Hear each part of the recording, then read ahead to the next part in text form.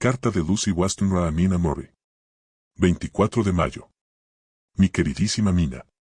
Gracias, gracias y gracias otra vez por tu dulce carta. Fue tan agradable poder sentir tu simpatía. Querida mía, nunca llueve sino a cántaros. Como son ciertos los antiguos proverbios. Aquí me tienes, a mí que tendré 20 años en septiembre, y que nunca había tenido una proposición hasta hoy, no una verdadera, y hoy he tenido hasta 3. Imagínatelo. 3 proposiciones en un día. ¿No es terrible? Me siento triste, verdadera y profundamente triste, por 2 de los 3 sujetos. Oh, Mina, estoy tan contenta que no sé qué hacer conmigo misma. Y 3 proposiciones de matrimonio. Pero, por amor de Dios, no se lo digas a ninguna de las chicas o comenzarían de inmediato a tener toda clase de ideas extravagantes y a imaginarse ofendidas y desairadas. Si en su primer día en casa no recibieran por lo menos 6, algunas chicas son tan vanas. Tú y yo, querida Mina, que estamos comprometidas y pronto nos vamos a asentar sobriamente como viejas mujeres casadas, podemos despreciar la vanidad. Bien, debo hablarte acerca de los 3, pero tú debes mantenerlo en secreto, sin decírselo a nadie, excepto, por supuesto, a Jonathan.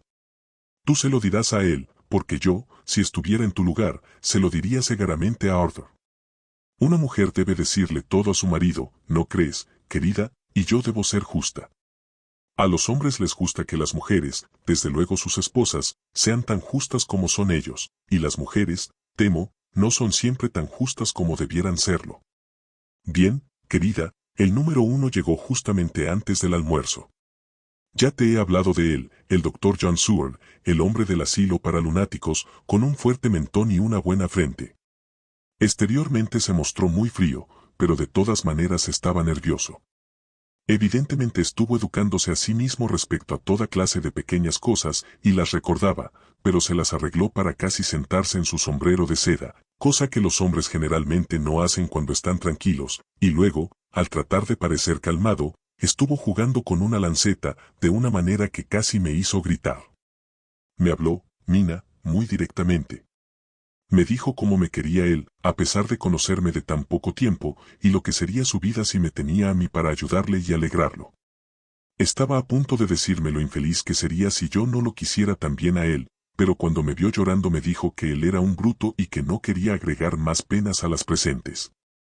Entonces hizo una pausa y me preguntó si podía llegar a amarlo con el tiempo, y cuando yo moví la cabeza negativamente, sus manos temblaron, y luego, con alguna incertidumbre, me preguntó si ya me importaba alguna otra persona. Me dijo todo de una manera muy bonita, alegando que no quería obligarme a confesar, pero que lo quería saber, porque si el corazón de una mujer estaba libre un hombre podía tener esperanzas. Y entonces, Mina, sentí una especie de deber decirle que ya había alguien. Solo le dije eso, y él se puso en pie, y se veía muy fuerte y muy serio cuando tomó mis 2 manos en las suyas y dijo que esperaba que yo fuese feliz, y que si alguna vez yo necesitaba un amigo debía de contarlo a él entre uno de los mejores. Oh, mi querida Mina, no puedo evitar llorar, debes perdonar que esta carta vaya manchada. Es muy bonito que se le propongan a una y todas esas cosas, pero no es para nada una cosa alegre cuando tú ves a un pobre tipo, que sabes te ama honestamente, alejarse viéndose todo descorazonado, y sabiendo tú que, no importa lo que pueda decir en esos momentos, te estás alejando para siempre de su vida. Mi querida, de momento debo parar aquí, me siento tan mal, aunque estoy tan feliz.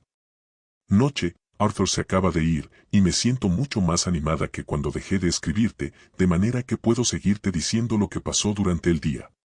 Bien, querida, el número 2 llegó después del almuerzo. Es un tipo tan bueno, un americano de Texas, y se ve tan joven y tan fresco que parece imposible que haya estado en tantos lugares y haya tenido tantas aventuras. Yo simpatizo con la pobre Desdémona cuando le echaron al oído tan peligrosa corriente, incluso por un negro. Supongo que nosotras las mujeres somos tan cobardes que pensamos que un hombre nos va a salvar de los miedos, y nos casamos con él. Yo ya sé lo que haría si fuese un hombre y deseara que una muchacha me amara. No, no lo sé, pues el señor Morris siempre nos contaba sus aventuras, y Arthur nunca lo hizo, y sin embargo, querida, no sé cómo me estoy adelantando. El señor Quincy P. Morris me encontró sola. Parece ser que un hombre siempre encuentra sola a una chica. No, no siempre, pues Arthur lo intentó en 2 ocasiones distintas, y yo ayudándole todo lo que podía. No me da vergüenza decirlo ahora. Debo decirte antes que nada, que el señor Morris no habla siempre slang, es decir, no lo habla delante de extraños, pues es realmente bien educado y tiene unas maneras muy finas, pero se dio cuenta de que me hacía mucha gracia oírle hablar el slang americano, y siempre que yo estaba presente, y que no hubiera nadie a quien pudiera molestarle, decía cosas divertidas.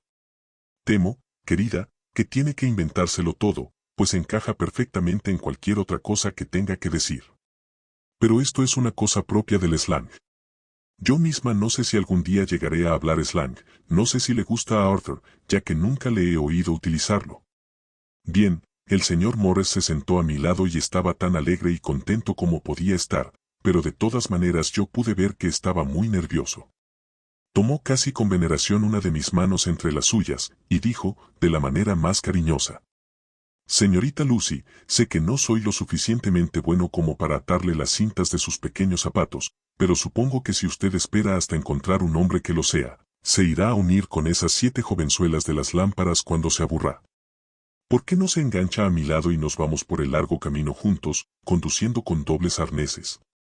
Bueno, pues estaba de tan buen humor y tan alegre, que no me pareció ser ni la mitad difícil de negármele como había sido con el pobre doctor Sevard, así es que dije, tan ligeramente como pude, que yo no sabía nada acerca de cómo engancharme, y que todavía no estaba lo suficientemente madura como para usar un arnés.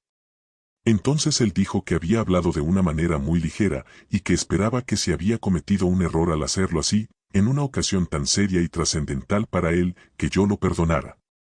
Verdaderamente estuvo muy serio cuando dijo esto, y yo no pude evitar sentirme también un poco seria. Lo sé, Mina, que pensarás que soy una coqueta horrorosa, aunque tampoco pude evitar sentir una especie de regocijo triunfante por ser el número 2 en un día. Y entonces, querida, antes de que yo pudiese decir una palabra, comenzó a expresar un torrente de palabras amorosas, poniendo su propio corazón y su alma a mis pies. Se veía tan sincero sobre todo lo que decía que yo nunca volveré a pensar que un hombre debe ser siempre juguetón, y nunca serio, solo porque a veces se comporte alegremente. Supongo que vio algo en mi rostro que lo puso en guardia, pues repentinamente se interrumpió, y dijo, con una especie de fervor masculino que me hubiese hecho amarlo si yo hubiese estado libre, si mi corazón no tuviera ya dueño, lo siguiente: Lucy, usted es una muchacha de corazón sincero, lo sé. No estaría aquí hablando con usted como lo estoy haciendo ahora si no la considerara de alma limpia hasta en lo más profundo de su ser. Dígame, como un buen compañero a otro, ¿hay algún otro hombre que le interese? Y si lo hay, jamás volveré a tocar ni siquiera una hebra de su cabello, pero seré, si usted me lo permite, un amigo muy sincero. Mi querida Mina, ¿por qué son los hombres tan nobles cuando nosotras las mujeres somos tan inmerecedoras de ellos? Heme aquí casi haciendo burla de este verdadero caballero de todo corazón. Me eché a llorar. Temo, querida, que creerás que esta es una carta muy chapucera en muchos sentidos, y realmente me sentí muy mal. ¿Por qué no le pueden permitir a una muchacha que se case con 3 hombres, o con tantos como la quieran, para evitar así estas molestias? Pero esto es una herejía, y no debo decirla. Me alegra, sin embargo, decirte que a pesar de estar llorando, fui capaz de mirar a los valientes ojos del señor Morris y de hablarle sin rodeos. Sí, hay alguien a quien amo, aunque él todavía no me ha dicho que me quiere. Estuvo bien que yo le hablara tan francamente, pues una luz pareció iluminar su rostro, y extendiendo sus 2 manos, tomó las mías, o creo que fui yo quien las puso en las de él, y dijo muy emocionado: Así es, mi valiente muchacha. Vale más la pena llegar tarde en la posibilidad de ganarla a usted, que llegar a tiempo por cualquier otra muchacha en el mundo. No llore, querida. Si es por mí, soy una nuez muy dura de romper, lo aguantaré de pie. Si ese otro sujeto no conoce su dicha, bueno, pues lo mejor es que la busque con rapidez o tendrá que vérselas conmigo. Pequeña, su sinceridad y ánimo han hecho de mí un amigo, y eso es todavía más raro que un amante. De todas maneras, es menos egoísta. Querida, voy a tener que hacer solo esta caminata hasta el reino de los cielos. ¿No me daría usted un beso? Será algo para llevarlo a través de la oscuridad, ahora y entonces. Usted puede hacerlo, si lo desea, pues ese otro buen tipo, debe ser un magnífico tipo, querida, un buen sujeto, o usted no podría amarlo, no ha hablado todavía. Eso casi me ganó, Mina, pues fue valiente y dulce con él, y también noble con un rival, ¿no es así? Y él, tan triste. Así es que me incliné hacia adelante y lo besé con ternura. Se puso en pie con mis dos manos en las suyas, y mientras miraba hacia abajo, a mi cara, temo que yo estaba muy sonrojada, dijo.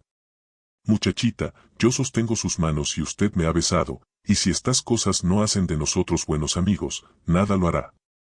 Gracias por su dulce sinceridad conmigo, y adiós. Soltó mi mano, y tomando el sombrero, salió del cuarto sin volverse a ver, sin derramar una lágrima, sin temblar ni hacer una pausa.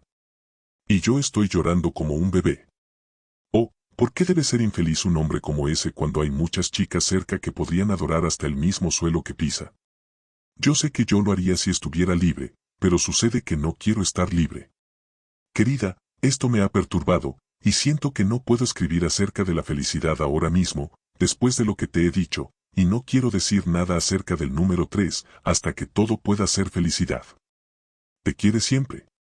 Lucy. P.D.O. Acerca del número 3, no necesito decirte nada acerca del número 3, ¿no es cierto? Además, fue todo tan confuso. Pareció que solo había transcurrido un instante desde que había entrado en el cuarto hasta que sus dos brazos me rodearon y me estaba besando. Estoy muy contenta, y no sé qué he hecho para merecerlo. Solo debo tratar en el futuro de mostrar que no soy desagradecida a Dios por todas sus bondades, al enviarme un amor así, un marido y un amigo. Adiós. Del diario del Dr. Sebard, grabado en fonógrafo. 25 de mayo. Marea menguante en el apetito de hoy. No puedo comer, no puedo descansar, así es que en su lugar, el diario. Desde mi fracaso de ayer siento una especie de vacío, nada en el mundo parece ser lo suficientemente importante como para dedicarse a ello. Como sabía que la única cura para estas cosas era el trabajo, me dediqué a mis pacientes. Escogí a uno que me ha proporcionado un estudio de mucho interés. Es tan raro que estoy determinado a entenderlo tanto como pueda. Me parece que hoy me acerqué más que nunca al corazón de su misterio. Lo interrogué más detalladamente que otras veces, con el propósito de adueñarme de los hechos de su alucinación. En mi manera de hacer esto, ahora lo veo, había algo de crueldad. Me parecía desear mantenerlo en el momento más alto de su locura, una cosa que yo evito hacer con los pacientes como evitaría la boca del infierno. Recordar, ¿en qué circunstancias no evitaría yo el abismo del infierno? Omnia Romae Benalia sunt. El infierno tiene su precio, Burksap. Si hay algo detrás de este instinto será de mucho valor rastrearlo después con gran precisión, de tal manera que mejor comienzo a hacerlo, y por lo tanto. R. M. Renfield, Aetat. 59. Temperamento sanguíneo, gran fortaleza física, excitable mórbidamente, periodos de decaimiento que terminan en alguna idea fija, la cual no he podido descifrar. Supongo que el temperamento sanguíneo mismo y la influencia perturbadora terminan en un desenlace mentalmente logrado, un hombre posiblemente peligroso, probablemente peligroso si es egoísta. En hombres egoístas, la cautela es un arma tan segura para sus enemigos como para ellos mismos. Lo que yo pienso sobre esto es que cuando el yo es la idea fija, la fuerza centrípeta es equilibrada a la centrífuga, cuando la idea fija es el deber, una causa, etc., la última fuerza es predominante, y solo pueden equilibrarla un accidente o una serie de accidentes. Carta de Quincy P. Morris al Honorable Arthur Holmwood. 25 de mayo. Mi querido Arthur. Hemos contado embustes al lado de una fogata en las praderas, y hemos atendido las heridas del otro después de tratar de desembarcar en las Marquesas, y hemos brindado a orillas del lago Titicaca. Hay más embustes que contar, y más heridas que sanar, y otro brindis que hacer. ¿No permitirás que esto sea así mañana por la noche en la fogata de mi campamento? No dudo al preguntártelo, pues sé que cierta dama está invitada a cierta cena, y tú estás libre. Solo habrá otro convidado, nuestro viejo compinche en Corea, Jack Soorn. Él también va a venir, y los dos deseamos mezclar nuestras lágrimas en torno de la copa de vino, y luego hacer un brindis de todo corazón por el hombre más feliz de este ancho mundo, que ha ganado el corazón más noble que ha hecho Dios y es el que más merece ganárselo. Te prometemos una calurosa bienvenida y un saludo afectuoso, y un brindis tan sincero como tu propia mano derecha. Ambos juramos irte a dejar a casa si bebes demasiado en honor de cierto par de ojos. Te espero. Tu sincero amigo de siempre. Quincy P. Moras. Telegrama de Arthur Holmwood a Quincy P. Moras. 26 de mayo. Contad conmigo en todo momento. Llevo unos mensajes que os harán zumbar los oídos. Art. 6. Diario de Mina Murray. Bidby, 24 de julio. Encontré en la estación a Lucy, que parecía más dulce y bonita que nunca, y de allí nos dirigimos a la casa de Crescent, en la que tienen cuartos. Es un lugar muy bonito. El pequeño río, el Esk, corre a través de un profundo valle, que se amplía a medida que se acerca al puerto. Lo atraviesa un gran viaducto, de altos machones, a través del cual el paisaje parece estar algo más lejos de lo que en realidad está. El valle es de un verde bellísimo, y es tan empinado que cuando uno se encuentra en la parte alta de cualquier lado se ve a través de él, a menos que uno esté lo suficientemente cerca como para ver hacia abajo. Las casas del antiguo pueblo, el lado más alejado de nosotros, tienen todas tejados rojos, y parecen estar amontonadas unas sobre otras de cualquier manera, como se ve en las estampas de Nuremberg. Exactamente encima del pueblo están las ruinas de la abadía de Bidby, que fue saqueada por los daneses, lo cual es la escena de parte de Marmion, cuando la muchacha es emparedada en el muro. Es una ruina de lo más noble, de inmenso tamaño, y llena de rasgos bellos y románticos. Según la leyenda, una dama de blanco se ve en una de las ventanas.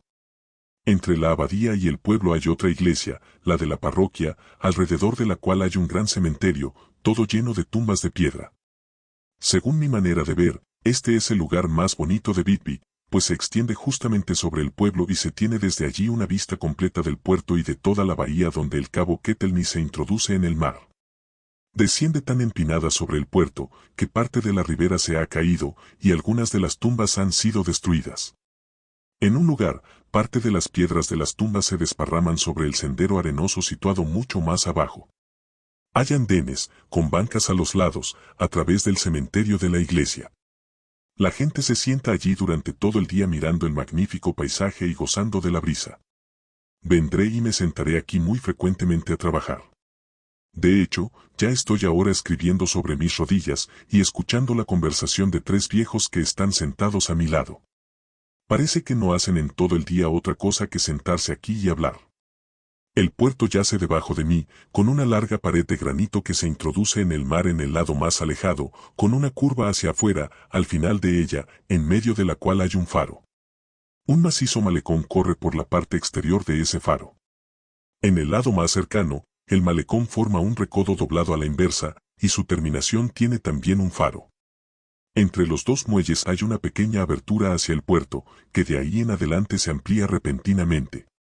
Cuando hay marea alta es muy bonito, pero cuando baja la marea disminuye de profundidad hasta casi quedar seco, y entonces solo se ve la corriente del Esk deslizándose entre los bancos de arena, con algunas rocas aquí y allá. Afuera del puerto, de este lado, se levanta por cerca de media milla un gran arrecife, cuya parte aguda corre directamente desde la parte sur del faro. Al final de ella hay una boya con una campana, que suena cuando hay mal tiempo y lanza sus lúgubres notas al viento. Cuentan aquí una leyenda: cuando un barco está perdido se escuchan campanas que suenan en el mar abierto. Debo interrogar acerca de esto al anciano, camina en esta dirección. Es un viejo muy divertido. Debe ser terriblemente viejo, pues su rostro está todo rugoso y torcido como la corteza de un árbol. Me dice que tiene casi 100 años, y que era marinero de la flota pesquera de Groenlandia cuando la batalla de Waterloo. Es, temo, una persona muy escéptica, pues cuando le pregunté acerca de las campanas en el mar y acerca de la dama de blanco en la abadía, me dijo muy bruscamente: «Señorita, si yo fuera usted, no me preocuparía por eso. Esas cosas están todas gastadas. Es decir, yo no digo que nunca sucedieron, pero sí digo que no sucedieron en mi tiempo. Todo eso está bien para forasteros y viajeros, pero no para una joven tan bonita como usted. Esos caminantes de York y Leeds, que siempre están comiendo arenques curtidos y tomando té, y viendo cómo pueden comprar cualquier cosa barata, creen en esas cosas. Yo me pregunto quién se preocupa de contarles esas mentiras, hasta en los periódicos, que están llenos de habladurías tontas. Creí que sería una buena persona de quien podía aprender cosas interesantes, así es que le pregunté si no le molestaría decirme algo acerca de la pesca de ballenas en tiempos remotos. Estaba gentileza de justamente sentándose para comenzar cuando el reloj dio las 6, y entonces se levantó trabajosamente, y dijo: «Señorita, ahora debo irme otra vez a casa. A mi nieta no le gusta esperar cuando el té ya está servido, pues tarda algún tiempo». Se alejó cojeando, y pude ver que se apresuraba, tanto como podía, gradas abajo. Los graderíos son un rasgo distintivo de este lugar. Conducen del pueblo a la iglesia, hay cientos de ellos, no sé cuántos, y se enroscan en delicadas curvas. El declive es tan leve que un caballo puede fácilmente subirlos o bajarlos. Creo que originalmente deben haber tenido algo que ver con la abadía. Me iré hacia mi casa también. Lucy salió a hacer algunas visitas con su madre, y como solo eran visitas de cortesía, yo no fui. Pero ya es hora de que estén de regreso. 1 de agosto. Hace una hora que llegué aquí arriba con Lucy, y tuvimos la más interesante conversación con mi viejo amigo y los otros dos que siempre vienen y le hacen compañía. Él es evidentemente el oráculo del grupo, y me atrevo a pensar que en su tiempo debe haber sido una persona por demás dictatorial. Nunca admite equivocarse, y siempre contradice a todo el mundo. Si no puede ganar discutiendo, entonces los amedrenta, y luego toma el silencio de los demás por aceptación de sus propios puntos de vista. Lucy estaba dulcemente bella en su vestido de linón blanco, desde que llegamos tiene un bellísimo color. Noté que el anciano no perdió ningún tiempo en llegar hasta ella y sentarse a su lado cuando nosotros nos sentamos. Lucy es tan dulce con los ancianos que creo que todos se enamoran de ella al instante. Hasta mi viejo sucumbió y no la contradijo, sino que apoyó todo lo que ella decía. Logré llevarlo al tema de las leyendas, y de inmediato comenzó a hablar echándonos una especie de sermón. Debo tratar de recordarlo y escribirlo. Todas esas son tonterías, de cabo a rabo, eso es lo que son, y nada más. Esos dichos y señales y fantasmotes y convidados de piedra y patochados y todo eso, solo sirven para asustar niños y mujeres.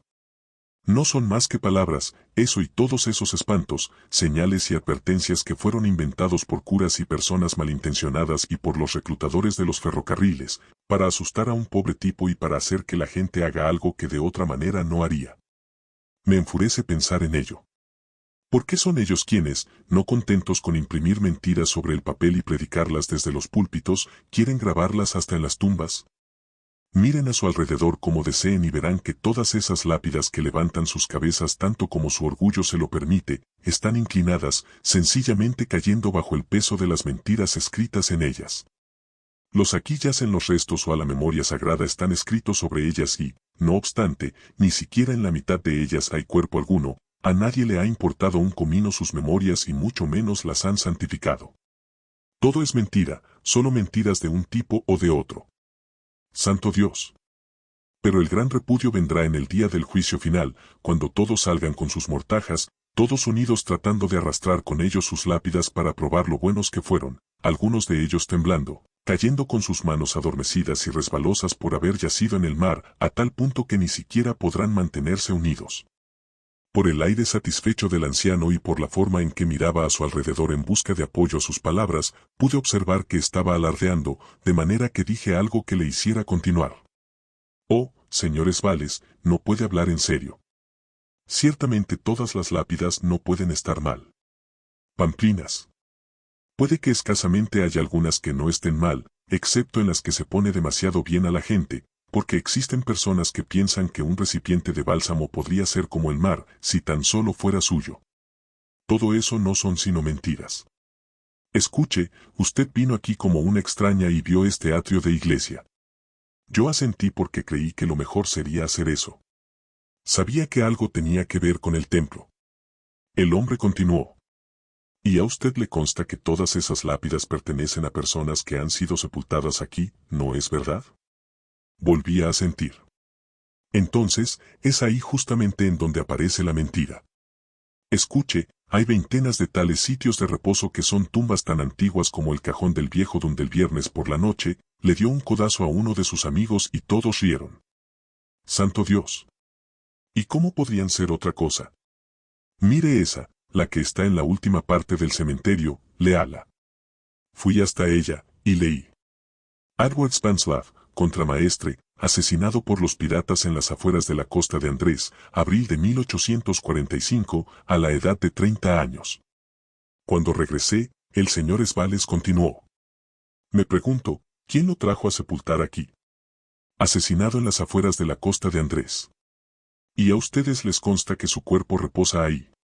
Yo podría enumerarles una docena cuyos huesos yacen en los mares de Groenlandia, al norte, y señaló en esa dirección, o a donde hayan sido arrastrados por las corrientes. Sus lápidas están alrededor de ustedes, y con sus ojos jóvenes pueden leer desde aquí las mentiras que hay entre líneas. Respecto a este Braithwaite Lowry, yo conocí a su padre, este se perdió en el Aibli en las afueras de Groenlandia el año 20, y a Andrew Woodhouse, ahogado en el mismo mar en 1777, y a John Paxton, que se ahogó cerca del Cabo Farewell un año más tarde, y al viejo John Rawlings, cuyo abuelo navegó conmigo y que se ahogó en el Golfo de Finlandia en el año 50. ¿Creen ustedes que todos estos hombres tienen que apresurarse a ir a Bigby cuando la trompeta suene? Mucho lo dudo. Les aseguro que para cuando llegaran aquí estarían chocando y sacudiéndose unos con otros en una forma que parecería una pelea sobre el hielo, como en los viejos tiempos en que nos enfrentábamos unos a otros desde el amanecer hasta el anochecer y tratando de curar nuestras heridas a la luz de la aurora boreal. Evidentemente, esto era una broma de lugar, porque el anciano rió al hablar y sus amigos le festejaron de muy buena gana. Pero, dije, segaramente no es esto del todo correcto porque usted parte del supuesto de que toda la pobre gente, o sus espíritus, tendrán que llevar consigo sus lápidas en el día del juicio. ¿Cree usted que eso será realmente necesario? Bueno, ¿para qué otra cosa pueden ser esas lápidas? Contésteme eso, querida. Supongo que para agradar a sus familiares. Supone que para agradar a sus familiares. Sus palabras estaban impregnadas de un intenso sarcasmo. ¿Cómo puede agradarle a sus familiares el saber que todo lo que hay escrito ahí es una mentira, y que todo el mundo, en este lugar, sabe que lo es? Señaló hacia una piedra que estaba a nuestros pies y que había sido colocada a guisa de lápida, sobre la cual descansaba la silla, cerca de la orilla del peñasco. Leen las mentiras que están sobre esa lápida, dijo. Las letras quedaban de cabeza desde donde yo estaba, pero Lucy quedaba frente a ellas, de manera que se inclinó y leyó. A la sagrada memoria de George Cannon, quien murió en la esperanza de una gloriosa resurrección, el 29 de julio de 1873, al caer de las rocas en Ketelnis. Esta tumba fue erigida por su doliente madre para su muy amado hijo. Era el hijo único de su madre que era viuda. A decir verdad, señores Vales, yo no veo nada de gracioso en eso, sus palabras fueron pronunciadas con suma gravedad y con cierta severidad. ¿No lo encuentra gracioso? Ja. Ja. Pero eso es porque no sabe que la doliente madre era una bruja que lo odiaba porque era un pillo, un verdadero pillo, y él la odiaba de tal manera que se suicidó para que no cobrara un seguro que ella había comprado sobre su vida. Casi se voló la tapa de los sesos con una vieja escopeta que usaban para espantar los cuervos, no la apuntó hacia los cuervos esa vez, pero hizo que cayeran sobre él otros objetos. Fue así como cayó de las rocas. Y en lo que se refiere a las esperanzas de una gloriosa resurrección, con frecuencia le oí decir, señorita, que esperaba irse al infierno porque su madre era tan piadosa que seguramente iría al cielo y él no deseaba encontrarse en el mismo lugar en que estuviera ella. Ahora, en todo caso, ¿no es eso una sarta de mentiras? Y subrayó las gentileza de palabras con su bastón. Y vaya si hará reír a Gabriel cuando Georgie suba jadeante por las rocas con su lápida equilibrada sobre la joroba, y pida que sea tomada como evidencia. No supe qué decir, pero Lucy cambió la conversación al decir, mientras se ponía de pie. ¿Por qué nos habló sobre esto? Es mi asiento favorito y no puedo dejarlo, y ahora descubro que debo seguir sentándome sobre la tumba de un suicida. Eso no le hará ningún mal, preciosa, y puede que Georgie se alegre de tener a una chica tan esbelta sobre su regazo. No le hará daño, yo mismo me he sentado innumerables ocasiones en los últimos 20 años y nada me ha pasado. No se preocupe por los tipos como el que yace ahí o que tampoco están ahí.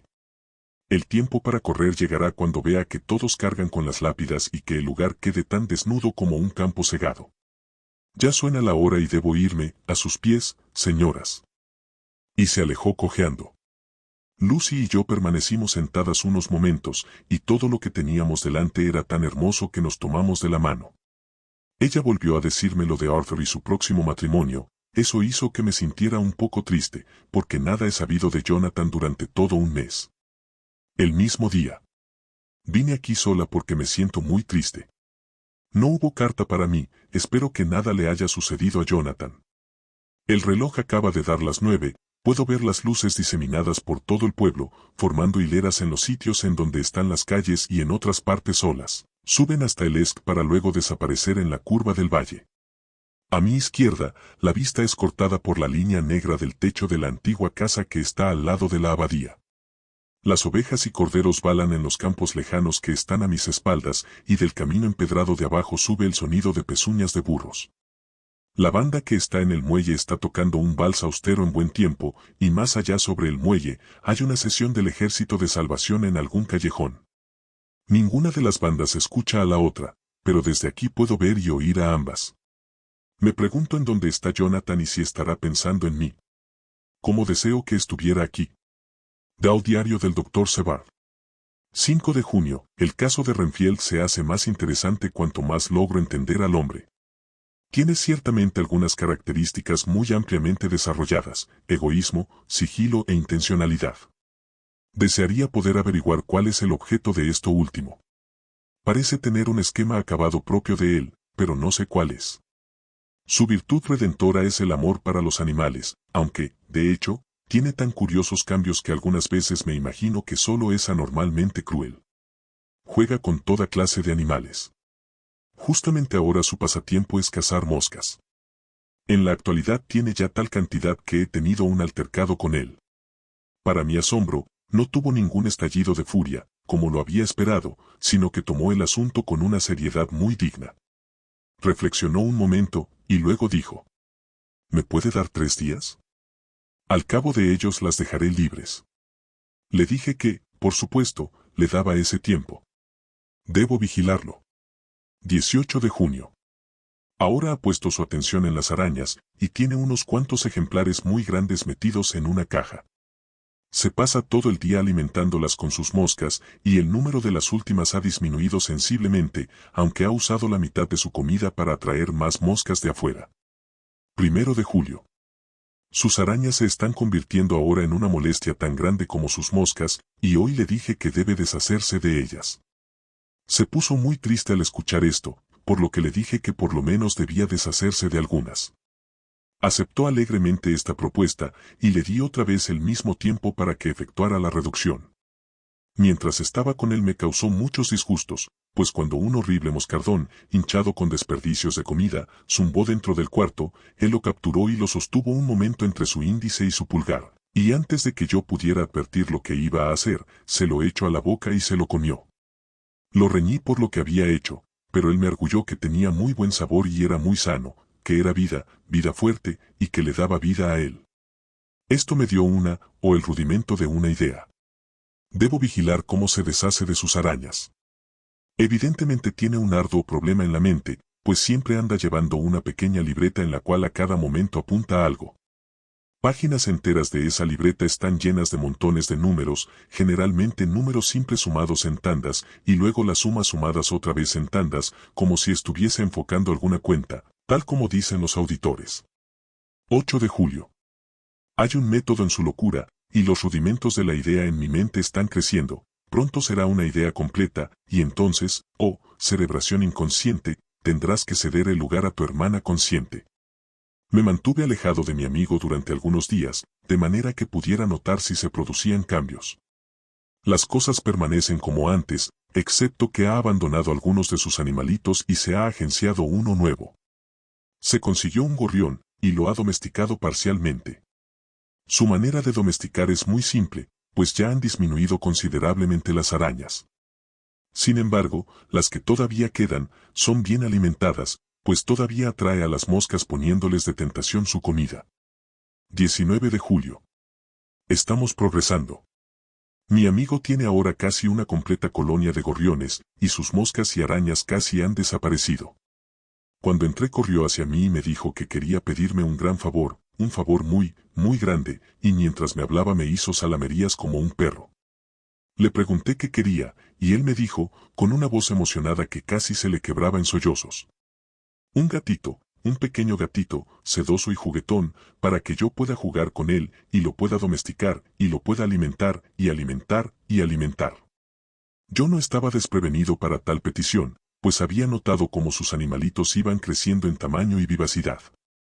Pero no me pareció agradable que su bonita familia de gorriones amansados fueran barridos de la misma manera en que habían sido barridos las moscas y las arañas, así es que le dije que lo pensaría, y le pregunté si no preferiría tener un gato grande en lugar de un gatito.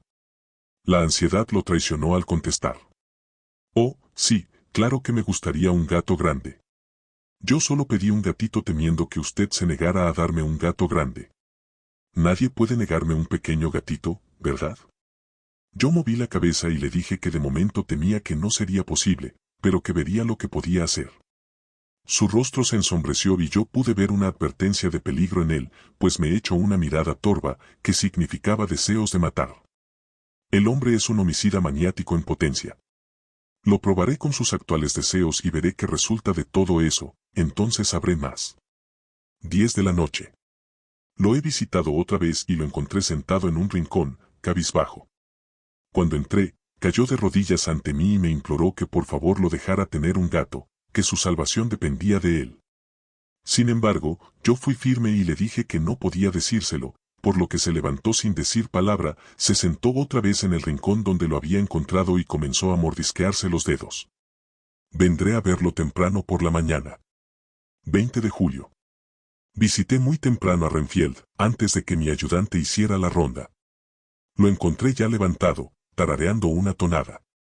Estaba esparciendo el azúcar que ha guardado en la ventana, y estaba comenzando otra vez a cazar moscas, y estaba comenzando otra vez con alegría. Miré en torno buscando sus pájaros, y al no verlos le pregunté dónde estaban. Me contestó, sin volverse a verme, que todos se habían escapado.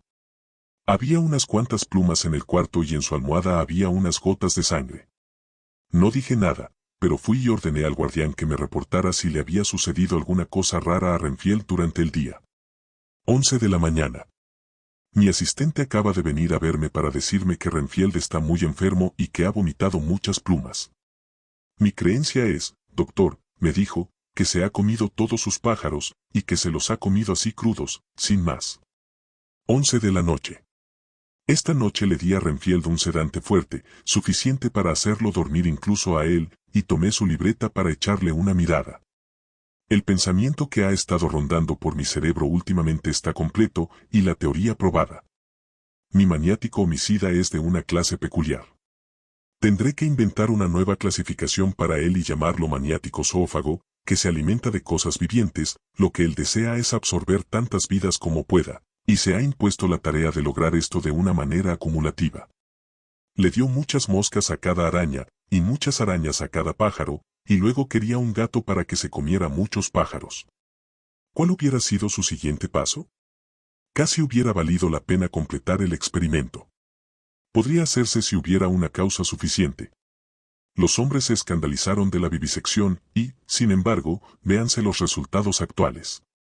¿Por qué no he de impulsar la ciencia en su aspecto más difícil y vital, el conocimiento del cerebro humano? Si por lo menos tuviese yo el secreto de una mente tal, si tuviese la llave para la fantasía de siquiera un lunático, podría impulsar mi propia rama de la ciencia a un lugar tal que, comparada con ella, la fisiología de Gordon Sanderson o el conocimiento del cerebro de Ferrier serían poco menos que nada. Si hubiese una causa suficiente. No debo pensar mucho en esto, so pena de caer en la tentación, una buena causa puede transmutar la escala conmigo, pues no es cierto que yo también puedo ser un cerebro excepcional, congénitamente. Que bien razonó el hombre, los lunáticos siempre razonan bien dentro de su propio ámbito. Me pregunto en cuántas vidas valorará a un hombre, o siquiera a uno. Ha cerrado la cuenta con toda exactitud, y hoy comenzará un nuevo expediente. ¿Cuántos de nosotros comenzamos un nuevo expediente con cada día de nuestra vida? Me parece que solo fue ayer cuando toda mi vida terminó con mi nueva esperanza, y que verdaderamente comenzó un nuevo expediente. Así será hasta que el gran recordador me sume y cierre mi libreta de cuentas con un balance de ganancias o pérdidas. Oh, Lucy, Lucy, no puedo estar enojado contigo, ni tampoco puedo estar enojado con mi amigo cuya felicidad es la tuya, pero solo debo esperar en el infortunio y el trabajo. Trabajo, trabajo. Si yo pudiese tener una causa tan fuerte como la que tiene mi pobre amigo loco, una buena causa, desinteresada, que me hiciera trabajar, eso sería indudablemente la felicidad. Del diario de Mina Murray. 26 de julio. Estoy ansiosa y me calma expresarme por escrito, es como susurrarse a sí mismo y escuchar al mismo tiempo.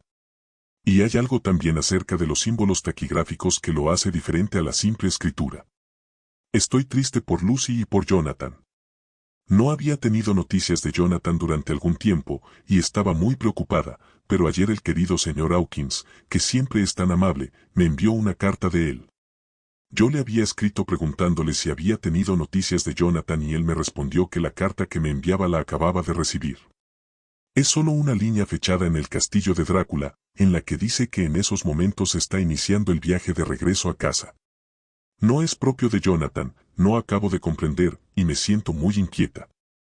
Y luego, también Lucy, aunque está tan bien, últimamente ha vuelto a caer en su antigua costumbre de caminar dormida. Su madre me ha hablado acerca de ello, y hemos decidido que yo debo cerrar con llave la puerta de nuestro cuarto todas las noches.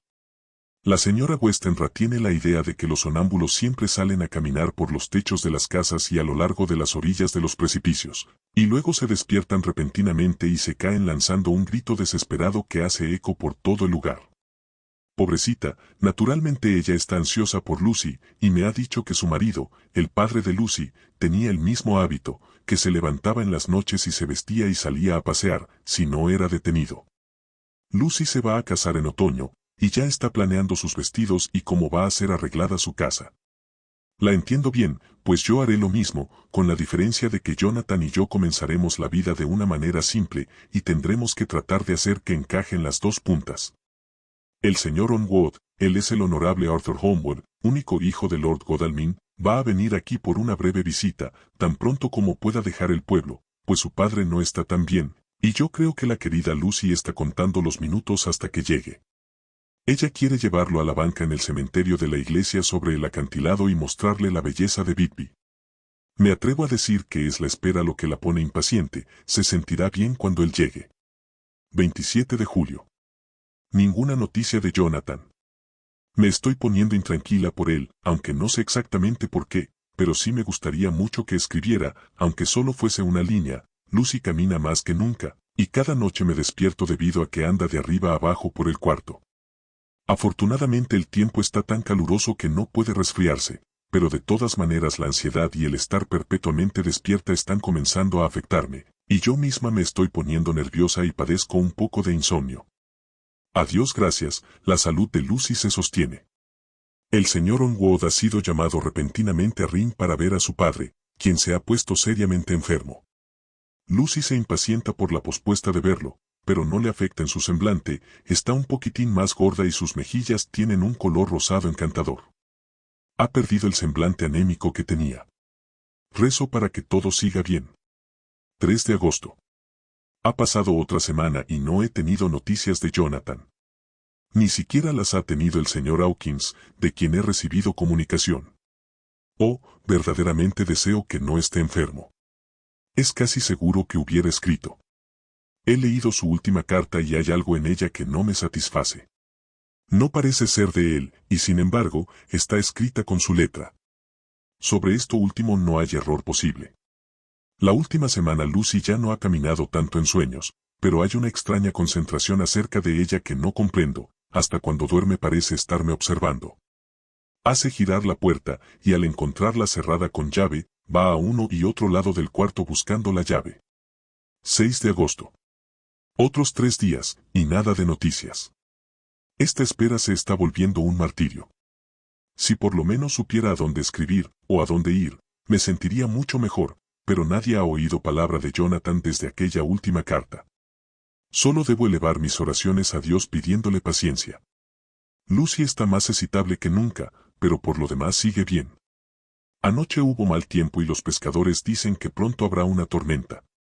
Debo tratar de observarla y aprender a pronosticar el clima. Hoy es un día gris, y mientras escribo el sol está escondido detrás de unas gruesas nubes, muy alto sobre Ketelnis. Todo es gris, excepto la verde hierba, que parece una esmeralda en medio de todo, grises piedras de tierra, nubes grises, matizadas por la luz del sol en la orilla más lejana, colgadas sobre el mar gris, dentro del cual se introducen los bancos de arena como figuras grises. El mar está golpeando con un rugido sobre las poco profundas y arenosas ensenadas, embosado en la neblina marina que llega hasta tierra. Todo es vasto, las nubes están amontonadas como piedras gigantescas y sobre el mar hay ráfagas de viento que suenan como el presagio de un cruel destino. En la playa hay aquí y allá oscuras figuras, algunas veces envueltas por la niebla, y parecen árboles con formas humanas que caminaran. Todos los lanchones de pesca se dirigen rápidamente a puerto, y se elevan y se sumergen en las grandes olas al navegar hacia el puerto, escorando. Aquí viene el viejo señor Esvales. Se dirige directamente hacia mí, y puedo ver, por la manera como levanta su sombrero, que desea hablar conmigo. Me he sentido bastante conmovida por el cambio del pobre anciano. Cuando se sentó a mi lado, dijo de manera muy tímida: «Quiero decirle algo a usted, señorita». Pude ver que no estaba tranquilo, por lo que tomé su pobre mano vieja y arrugada en la mía y le pedí que hablara con plena confianza. Entonces, dejando su mano entre las mías, dijo: «Tengo miedo, mi queridita, que debo haberle impresionado mucho por todas las cosas malévolas que he estado diciendo acerca de los muertos y cosas parecidas estas últimas semanas, pero no las he dicho en serio, y quiero que usted recuerde eso cuando yo me haya ido. Nosotros, la gente vieja y un poco chiflada, y con un pie ya sobre el agujero maldito, no nos gusta para nada pensar en ello, gentileza de y no queremos sentirnos asustados. Y ese es el motivo por el cual he tomado tan a la ligera esas cosas, para poder alegrar un poquitín mi propio corazón. Pero, Dios la proteja, señorita, no tengo miedo de la muerte, no le tengo ni el menor miedo, solo es que si pudiera no morirme, sería mejor. Mi tiempo ya se está acabando, pues yo ya soy viejo, y 100 años es demasiado para cualquier hombre que espere, y estoy tan cerca de ella que ya el anciano está afilando su guadaña. Ya ve usted, no puedo dejar la costumbre de reírme acerca de estas cosas de una sola vez, las burlas van a ser siempre mi tema favorito. Algún día el ángel de la muerte sonará su trompeta para mí. Pero no se aflija ni se arrepienta de mi muerte, dijo, viendo que yo estaba llorando, pues si llegara esta misma noche yo no me negaré a contestar su llamado. Pues la vida, después de todo, es solo una espera por alguna otra cosa además de la que estamos haciendo, y la muerte es todo sobre lo que verdaderamente podemos depender. Pero yo estoy contento, pues ya se acerca a mí, querida, y se acerca rápidamente. Puede llegar en cualquier momento mientras estemos mirando y haciéndonos preguntas. Tal vez está en el viento allá afuera en el mar que trae consigo pérdidas y destrucción, y penosas ruinas, y corazones tristes. Mirad, mirad. Gritó repentinamente. Hay algo en ese viento y en el eco más allá de él que suena, parece, gusta y huele como muerte. Está en el aire, siento que llega. Señor, haced que responda gozoso cuando llegue mi llamada. Levantó los brazos devotamente y se quitó el sombrero. Su boca se movió como si estuviese rezando. Después de unos minutos de silencio, se puso de pie, me estrechó las manos y me bendijo, y dijo adiós. Se alejó cojeando. Todo esto me impresionó mucho, y me puso nerviosa. Me alegré cuando el guardacostas se acercó, anteojo de larga vista bajo el brazo. Se detuvo a hablar conmigo, como siempre hace, pero todo el tiempo se mantuvo mirando hacia un extraño barco. No me puedo imaginar qué es, me dijo. Por lo que se puede ver, es ruso. Pero se está balanceando de una manera muy rara. Realmente no sabe qué hacer. Parece que se da cuenta de que viene la tormenta, pero no se puede decidir a navegar hacia el norte al mar abierto, o a guarecerse aquí. Mírelo, otra vez. Está maniobrando de una manera extremadamente rara. Tal parece que no obedece a las manos sobre el timón, cambia con cualquier golpe de viento. Ya sabremos más de él antes de mañana a esta misma hora. 7. Recorte del Daily Graph, 8 de agosto. Pegado en el diario de Mina Murray. De un corresponsal. Bigby, una de las tormentas más fuertes y repentinas que se recuerdan acaba de pasar por aquí, con resultados extraños. El tiempo un tanto bochornoso, pero de ninguna manera excepcional para el mes de agosto. La noche del sábado fue tan buena como cualquier otra, y la gran cantidad de visitantes fueron ayer a los bosques de Mulgrave, la bahía de Robin Hood, el molino de Rick, Brunswick, Staithes y los otros sitios de recreo en los alrededores de Bigby. Los vapores Emma y Scarborough hicieron numerosos viajes a lo largo de la costa, y hubo un movimiento extraordinario de personas que iban y venían de Bigby. El día fue extremadamente bonito hasta por la tarde, cuando algunos de los chismosos que frecuentan el cementerio de la iglesia de East Cliff, y desde esa prominente eminencia observan la amplia extensión del mar visible hacia el norte y hacia el este, llamaron la atención un grupo de colas de caballo muy altas en el cielo hacia el noroeste. El viento estaba soplando desde el suroeste en un grado suave que en el lenguaje barométrico es calificado como 2, brisa ligera.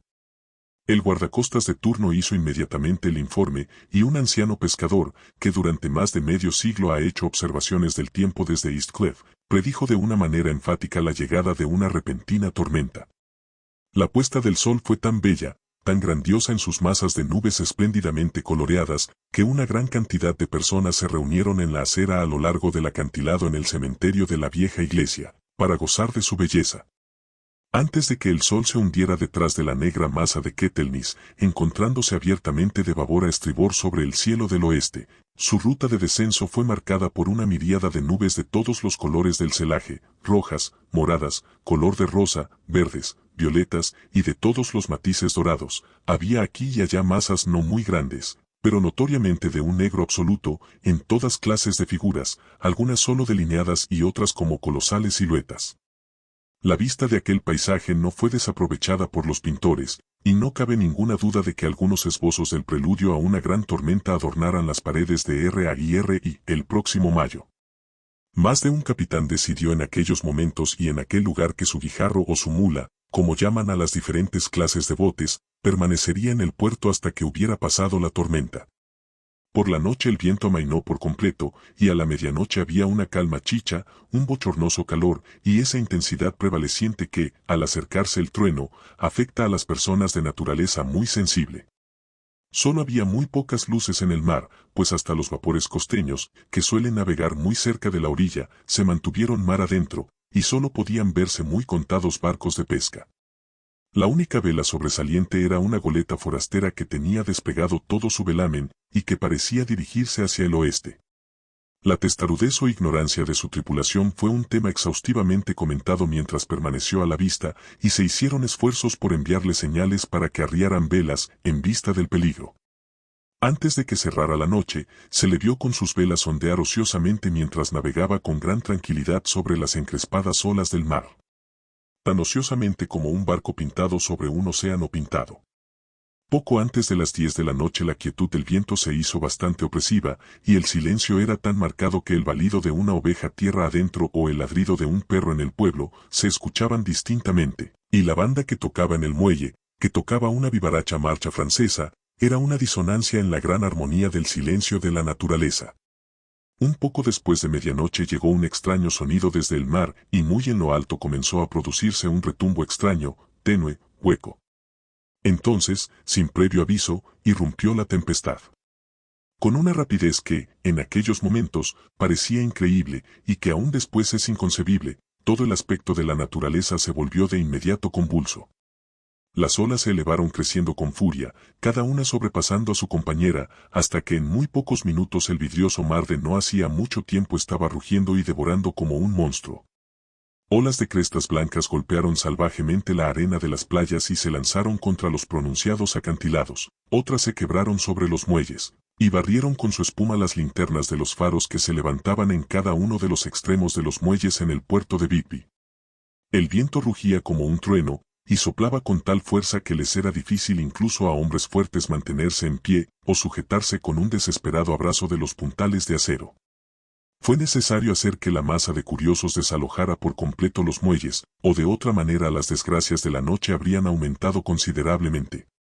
Por si fueran pocas las dificultades y los peligros que se cernían sobre el poblado, unas masas de niebla marina comenzaron a invadir la tierra, nubes blancas y húmedas que avanzaron de manera fantasmal, tan húmedas, vaporosas y frías que se necesitaba solo un pequeño esfuerzo de la imaginación para pensar que los espíritus de aquellos perdidos en el mar estaban tocando a sus cofrades vivientes con las viscosas manos de la muerte, y más de una persona sintió temblores y escalofríos al tiempo que las espirales de niebla marina subían tierra adentro.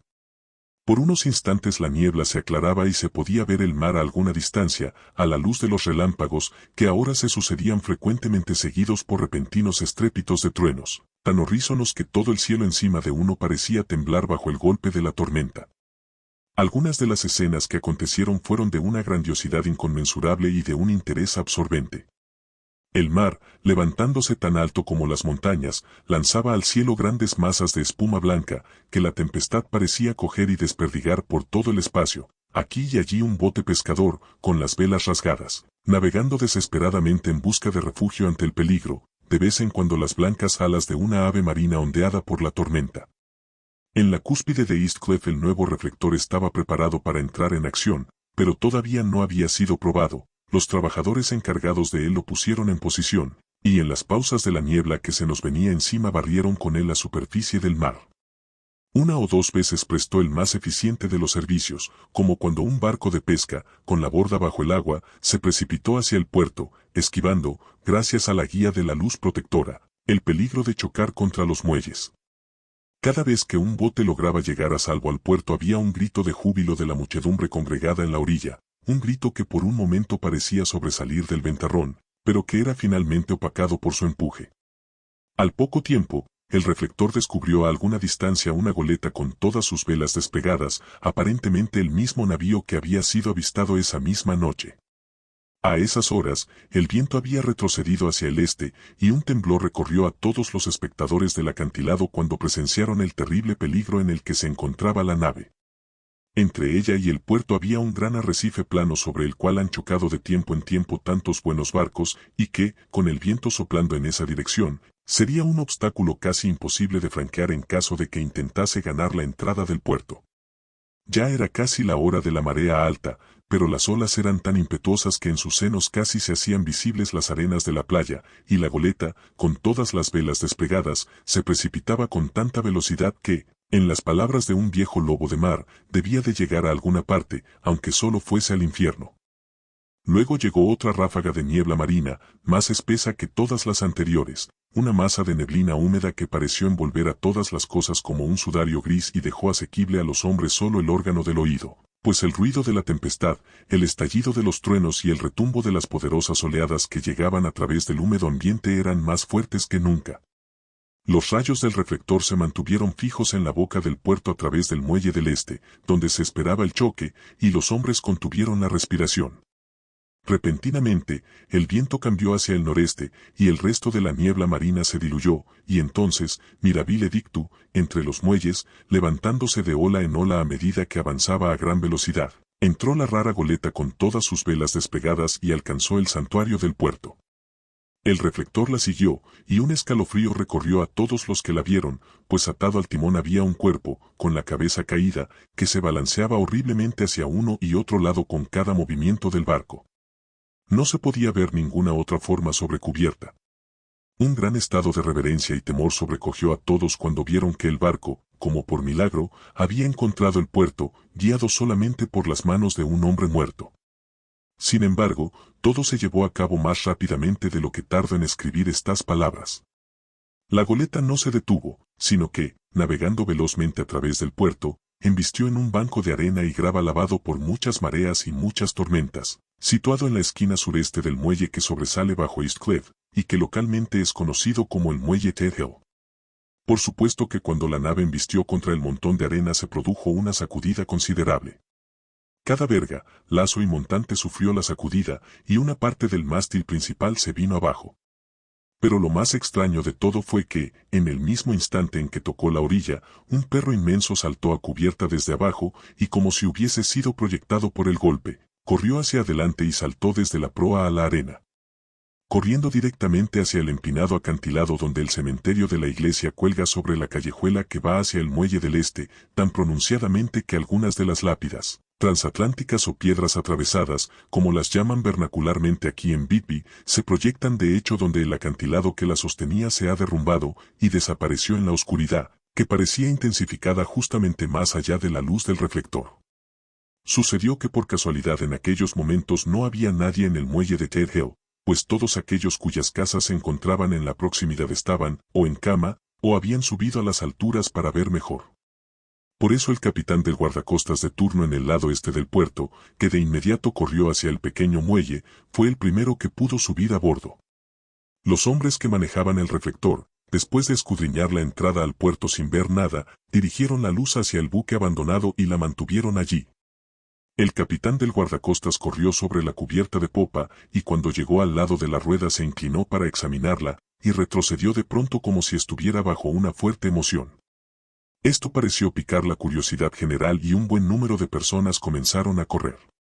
Es un buen trecho el que hay desde Westcliff pasando por el puente de Drawbridge hasta el muelle de Ted Hill, pero su corresponsal es un corredor bastante bueno y llegué con buena ventaja sobre el resto de la gente. Sin embargo, cuando llegué, encontré en el muelle a una muchedumbre que ya se había reunido y a la cual el capitán del guardacostas y la policía no permitían subir a bordo. Por cortesía del jefe de marineros se me permitió, como corresponsal que soy, subir a bordo, y fui uno de los del pequeño grupo que vio al marinero muerto mientras se encontraba todavía atado a la rueda del timón. No era de extrañar que el capitán del guardacostas se hubiera sorprendido, o que hubiera sentido temor, pues no es muy común que puedan verse cosas semejantes. El hombre estaba simplemente atado de manos, una sobre otra, a la cabilla de la rueda del timón. Entre su mano derecha y la madera había un crucifijo, estando los rosarios con los cuales se encontraba sujeto tanto alrededor de sus puños como de la rueda, y todo fuertemente atado por las cuerdas que lo amarraban. El pobre sujeto puede ser que haya estado sentado al principio, pero el aleteo y golpeteo de las velas habían hecho sus efectos en el timón de la rueda y lo arrastraron hacia uno y otro lado, de tal manera que las cuerdas con que estaba atado le habían cortado la carne hasta el hueso. Una detallada descripción del estado de cosas fue hecha, y un médico, el cirujano J. M. Finn, de East Elliot Place, número 33, quien subió inmediatamente después de mí, declaró después de hacer un examen que el hombre debió haber estado muerto por lo menos durante 2 días. En su bolsillo había una botella, cuidadosamente tapada con un corcho, y vacía, salvo por un pequeño rollo de papel, que resultó ser el apéndice del diario de bitácora. El capitán del guardacostas dijo que el hombre debió haber atado sus propias manos apretando los nudos con sus dientes. El hecho de que el capitán del guardacostas fue el primero en subir a bordo, puede evitar algunas complicaciones más tarde en la corte del almirantazgo, pues los guardacostas no pueden reclamar el derecho de salvamento a que pueden optar todos los civiles que sean primeros en encontrar un barco abandonado. Sin embargo, los funcionarios legales ya se están moviendo y un joven estudiante de leyes está asegurando en altas y claras voces que los derechos del propietario ya están completamente sacrificados, siendo retenida su propiedad en contravención a los estatutos de manos muertas, ya que la caña del timón, como emblema, si no es prueba de posesión delegada, es considerada mano muerta. Es innecesario decir que el marinero muerto ha sido reverentemente retirado del lugar donde mantenía su venerable vigilancia y guardia, con una tenacidad tan noble como la del joven Casablanca, y ha sido colocado en el depósito de cadáveres en espera de futuras pesquisas. Ya está pasando la repentina tormenta y su ferocidad está menguando, la gente se desperdiga en dirección a sus casas y el cielo está comenzando a enrojecer sobre la campiña de Yorkshire. Enviaré, a tiempo para su próxima edición, más detalles del barco abandonado que encontró tan milagrosamente la ruta hacia el puerto, en medio de la tormenta. 9 de agosto. La secuela al extraño arribo del barco abandonado en la tormenta de anoche es casi más asombrosa que el hecho mismo. Resulta que la goleta es rusa, de Varna, y que es llamada Demetrio. Está llena casi enteramente de lastre de arena de plata, con solo una pequeña cantidad de carga, muchas cajas grandes de madera llenas de tierra. Esta carga estaba consignada a un procurador de Whitby, el señor S.F. Billington, de la Creciente, número 7, quien esta mañana fue a bordo y tomó posesión formal de los bienes consignados a nombre de él. El cónsul ruso, también, actuando por el lado del embarque, tomó posesión formal del barco y pagó todos los impuestos portuarios, etc. No se habla de otra cosa aquí que de la extraña coincidencia. Los empleados del Ministerio de Comercio han sido exageradamente escrupulosos en ver que todos los trámites legales se cumplan de acuerdo con las disposiciones vigentes. Como el asunto parece que va a ser un milagro de 9 días, están evidentemente determinados a que no exista causa para mayores complicaciones. Se ha notado bastante interés por el perro que saltó a tierra cuando el barco encalló, y más de un miembro de la APCA, que es muy fuerte aquí en Whitby, ha tratado de hacerse cargo del animal. Pero para desconsuelo general, no ha sido posible encontrarlo en ningún lado, más bien parece que ha desaparecido por completo del pueblo. Muy bien puede ser que se encontrara aterrorizado y que haya corrido a refugiarse en los pantanos, donde posiblemente está todavía escondido. Hay algunos que miran con miedo esta última posibilidad, pues podría ser que después se convirtiera en un peligro, ya que evidentemente se trata de una bestia feroz. Temprano esta mañana, un perro grande, un mastín mestizo perteneciente a un comerciante de carbón cercano al muelle de Ted Hill, apareció muerto en el camino situado enfrente al patio de su dueño. Había estado peleando, y, manifiestamente tuvo a un oponente salvaje, pues tenía la garganta desgarrada y su vientre estaba abierto como por una garra salvaje. Más tarde, por amabilidad del inspector del Ministerio de Comercio, se me ha permitido que eche una mirada al cuaderno de bitácora del Demetrio, que está en orden hasta hace 3 días, pero que no contenía nada de especial interés, excepto lo relativo a los hechos de hombres desaparecidos. El mayor interés, sin embargo, se centra respecto al papel encontrado en la botella, que fue presentado hoy durante las averiguaciones, y puedo asegurar que un cuento más extraño como el que parece deducirse de ambas cosas, nunca se había atravesado en mi camino. Como no hay motivos para guardar secreto, se me permite que los use y le envíe a usted un relato detallado, omitiendo simplemente detalles técnicos de marinería y de sobrecargo. Casi parece como si el capitán hubiese sido sobrecogido por una especie de manía antes de que hubiesen llegado mar adentro, y que ésta se continuara desarrollando persistentemente a través del viaje. Por supuesto, mi aseveración debe ser tomada con grano, porque estoy escribiendo según lo dictado por un empleado del cónsul ruso, quien amablemente traduce para mí, ya que hay poco tiempo. Cuaderno de bitácora del Demetrio.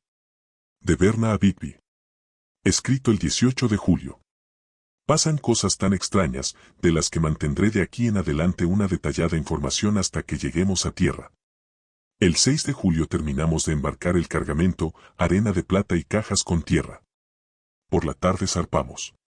Viento del este, fresco. Tripulación, 5 manos, 2 oficiales, cocinero y yo, capitán. El 11 de julio al amanecer entramos al Bósforo. Subieron a bordo empleados turcos de la aduana. Propinas. Todo correcto.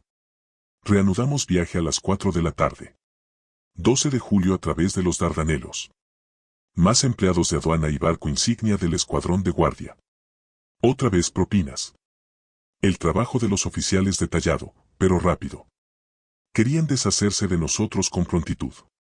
Al anochecer pasamos al archipiélago. El 13 de julio pasamos Cabo Matapán. La tripulación se encuentra insatisfecha por algo. Parece asustada, pero no dice por qué. El 14 de julio estuve un tanto ansioso por la tripulación. Todos los hombres son de confianza y han navegado conmigo otras veces. El piloto tampoco pudo averiguar lo que sucede, solo le dijeron que había algo, y se persignaron. El piloto perdió los estribos con uno de ellos ese día y le dio un puñetazo. Esperaba una pelea feroz, pero todo está tranquilo. El 16 de julio el piloto informó en la mañana que uno de la tripulación, Petrovsky, ha desaparecido. No pudo dar más datos. Tomó guardia a babor a las 8 campanas, anoche, fue relevado por Abramov, pero no fue a acostarse a su litera. Los hombres, muy deprimidos, dijeron todos que ya esperaban algo parecido, pero no dijeron más sino que había algo a bordo. El piloto se está poniendo muy impaciente con ellos, temo más incidentes enojosos más tarde. El 17 de julio, ayer, uno de los hombres, Olgaren, llegó a mi cabina y de una manera confidencial y temerosa me dijo que él pensaba que había un hombre extraño a bordo del barco. Me narró que en su guardia había estado escondido detrás de la cámara de cubierta, pues había lluvia de tormenta, cuando vio a un hombre alto, delgado, que no se parecía a ninguno de la tripulación, subiendo la escalera de la cámara y caminando hacia adelante sobre cubierta, para luego desaparecer. Lo siguió cautelosamente, pero cuando llegó cerca de la proa no encontró a nadie, y todas las escotillas estaban cerradas. Le entró un miedo pánico supersticioso, y temo que ese pánico pueda contagiarse a los demás. Adelantándome, hoy haré que registren todo el barco cuidadosamente, de proa a popa. Más tarde ese mismo día reuní a toda la tripulación y les dije que, como ellos evidentemente pensaban que había alguien en el barco, lo registraríamos de proa a popa. El primer oficial se enojó, dijo que era una tontería, y que ceder ante tan tontas ideas desmoralizaría más a los hombres, dijo que él se comprometía a mantenerlos en orden a punta de garrote. Lo dejé a el encargado del timón, mientras el resto comenzaba a buscar, manteniéndonos todos unos al lado de otros, con linternas, no dejamos una esquina sin registrar. Como todo lo que había eran unas grandes cajas de madera, no había posibles resquicios donde un hombre se pudiera esconder. Los hombres estaban mucho más aliviados cuando terminamos el registro, y se dedicaron a sus faenas con alegría. El primer oficial refunfuñó, pero no dijo nada más. 22 de julio. Los últimos 3 días, tiempo malo, y todas las manos ocupadas en las velas, no hay tiempo para estar asustados. Los hombres parecen haber olvidado sus temores. El piloto, alegre otra vez, y todo marcha muy bien. Elogié a los hombres por su magnífica labor durante el mal tiempo. Pasamos Gibraltar y salimos de los estrechos. Todo bien. 24 de julio. Parece que pesa una maldición sobre este barco. Ya teníamos una mano menos, y al entrar en la bahía de Vizcaya con un tiempo de los diablos, otro hombre ha desaparecido anoche, sin dejar rastro. Como el primero, dejó su guardia y no se lo volvió a ver. Todos los hombres tienen un miedo pánico, envié una orden aceptando su solicitud de que se hagan guardias dobles, pues tienen miedo de estar solos. El piloto, furioso. Temo que podamos tener algunos problemas, ya que o él o los hombres pueden emplear la violencia. 28 de julio. 4 días de infierno, bamboleándonos en una especie de tifón y con vientos tempestuosos. Nadie ha podido dormir. Todos los hombres están cansados. Apenas sé cómo montar una guardia, ya que ninguno está en condiciones de seguir adelante. El segundo oficial se ofreció voluntariamente a timonear y hacer guardia, permitiendo así que los hombres pudieran dormir un par de horas. El viento está amainando, el mar todavía terrorífico, pero se siente menos, ya que el barco ha ganado estabilidad. 29 de julio. Otra tragedia. Esta noche tuvimos guardia sencilla, ya que la tripulación está muy cansada para hacerla doble. Cuando la guardia de la mañana subió a cubierta no pudo encontrar a nadie a excepción del piloto. Comenzó a gritar y todos subieron a cubierta. Minucioso registro, pero no se encontró a nadie.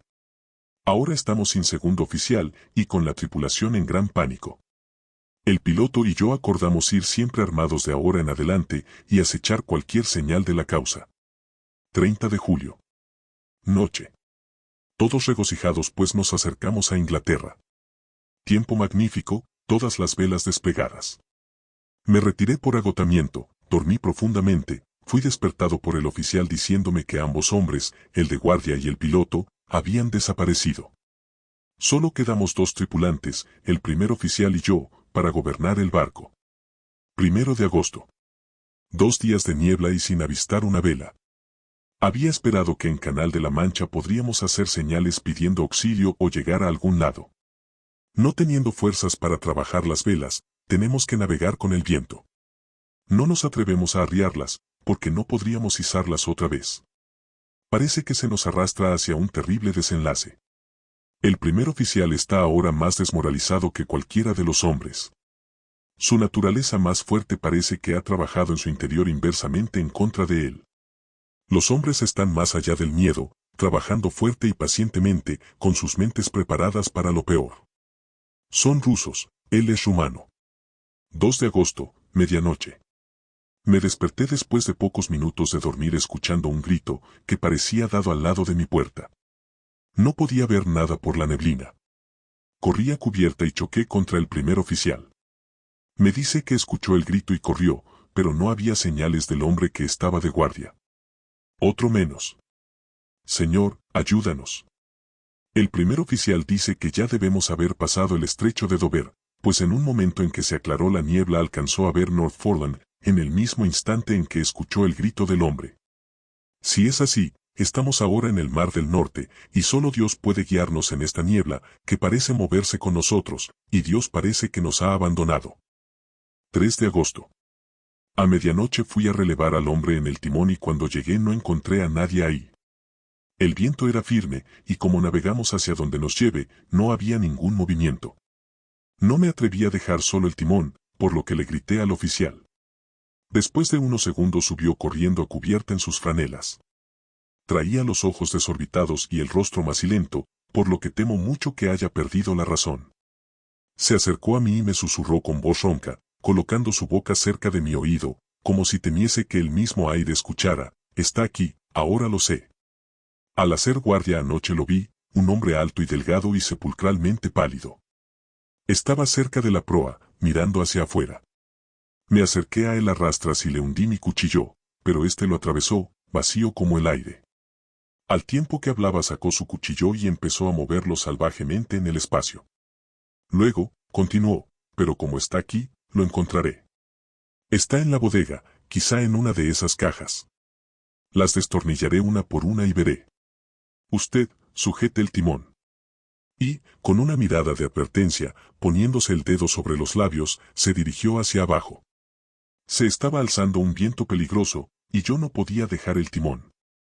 Lo vi salir otra vez a cubierta con una caja de herramientas y una linterna y descender por la escotilla delantera. Está loco, completamente delirante de locura, y no tiene sentido que trate de detenerlo. No puede hacer daño a esas grandes cajas, están detalladas como arcilla, y que las arrastre de un lado a otro no tiene ninguna importancia. Así es que aquí me quedo, cuido del timón y escribo estas notas. Solo puedo confiar en Dios y esperar a que la niebla se aclare. Entonces, si puedo pilotear la nave hacia cualquier puerto con el viento que haya, arriaré las velas y me quedaré descansando, haciendo señales, pidiendo auxilio. Ya casi todo ha terminado. Justamente cuando estaba comenzando a pensar que el primer oficial podría regresar más calmado, pues lo escuché martillando algo en la bodega, y trabajar le hace bien, subió por la escotilla un grito repentino que me heló la sangre, y apareció él sobre cubierta como disparado por un arma, completamente loco, con los ojos girando y el rostro convulso por el miedo. «Sálvame, sálvame», gritó, y luego miró a su alrededor al manto de neblina. Su horror se volvió desesperación, y con voz tranquila dijo, «Sería mejor que usted también viniera, capitán, antes de que sea demasiado tarde. Está aquí. Ahora conozco el secreto. El mar me salvará de él, y es todo lo que queda». Antes de que yo pudiera decir una palabra, o pudiera adelantarme para detenerlo, saltó a la amura, y deliberadamente se lanzó al mar. Supongo que ahora yo también conozco el secreto. Fue este loco el que despachó a los hombres uno a uno y ahora él mismo los ha seguido. Dios me ayude. ¿Cómo voy a poder dar parte de todos estos horrores cuando llegue a puerto?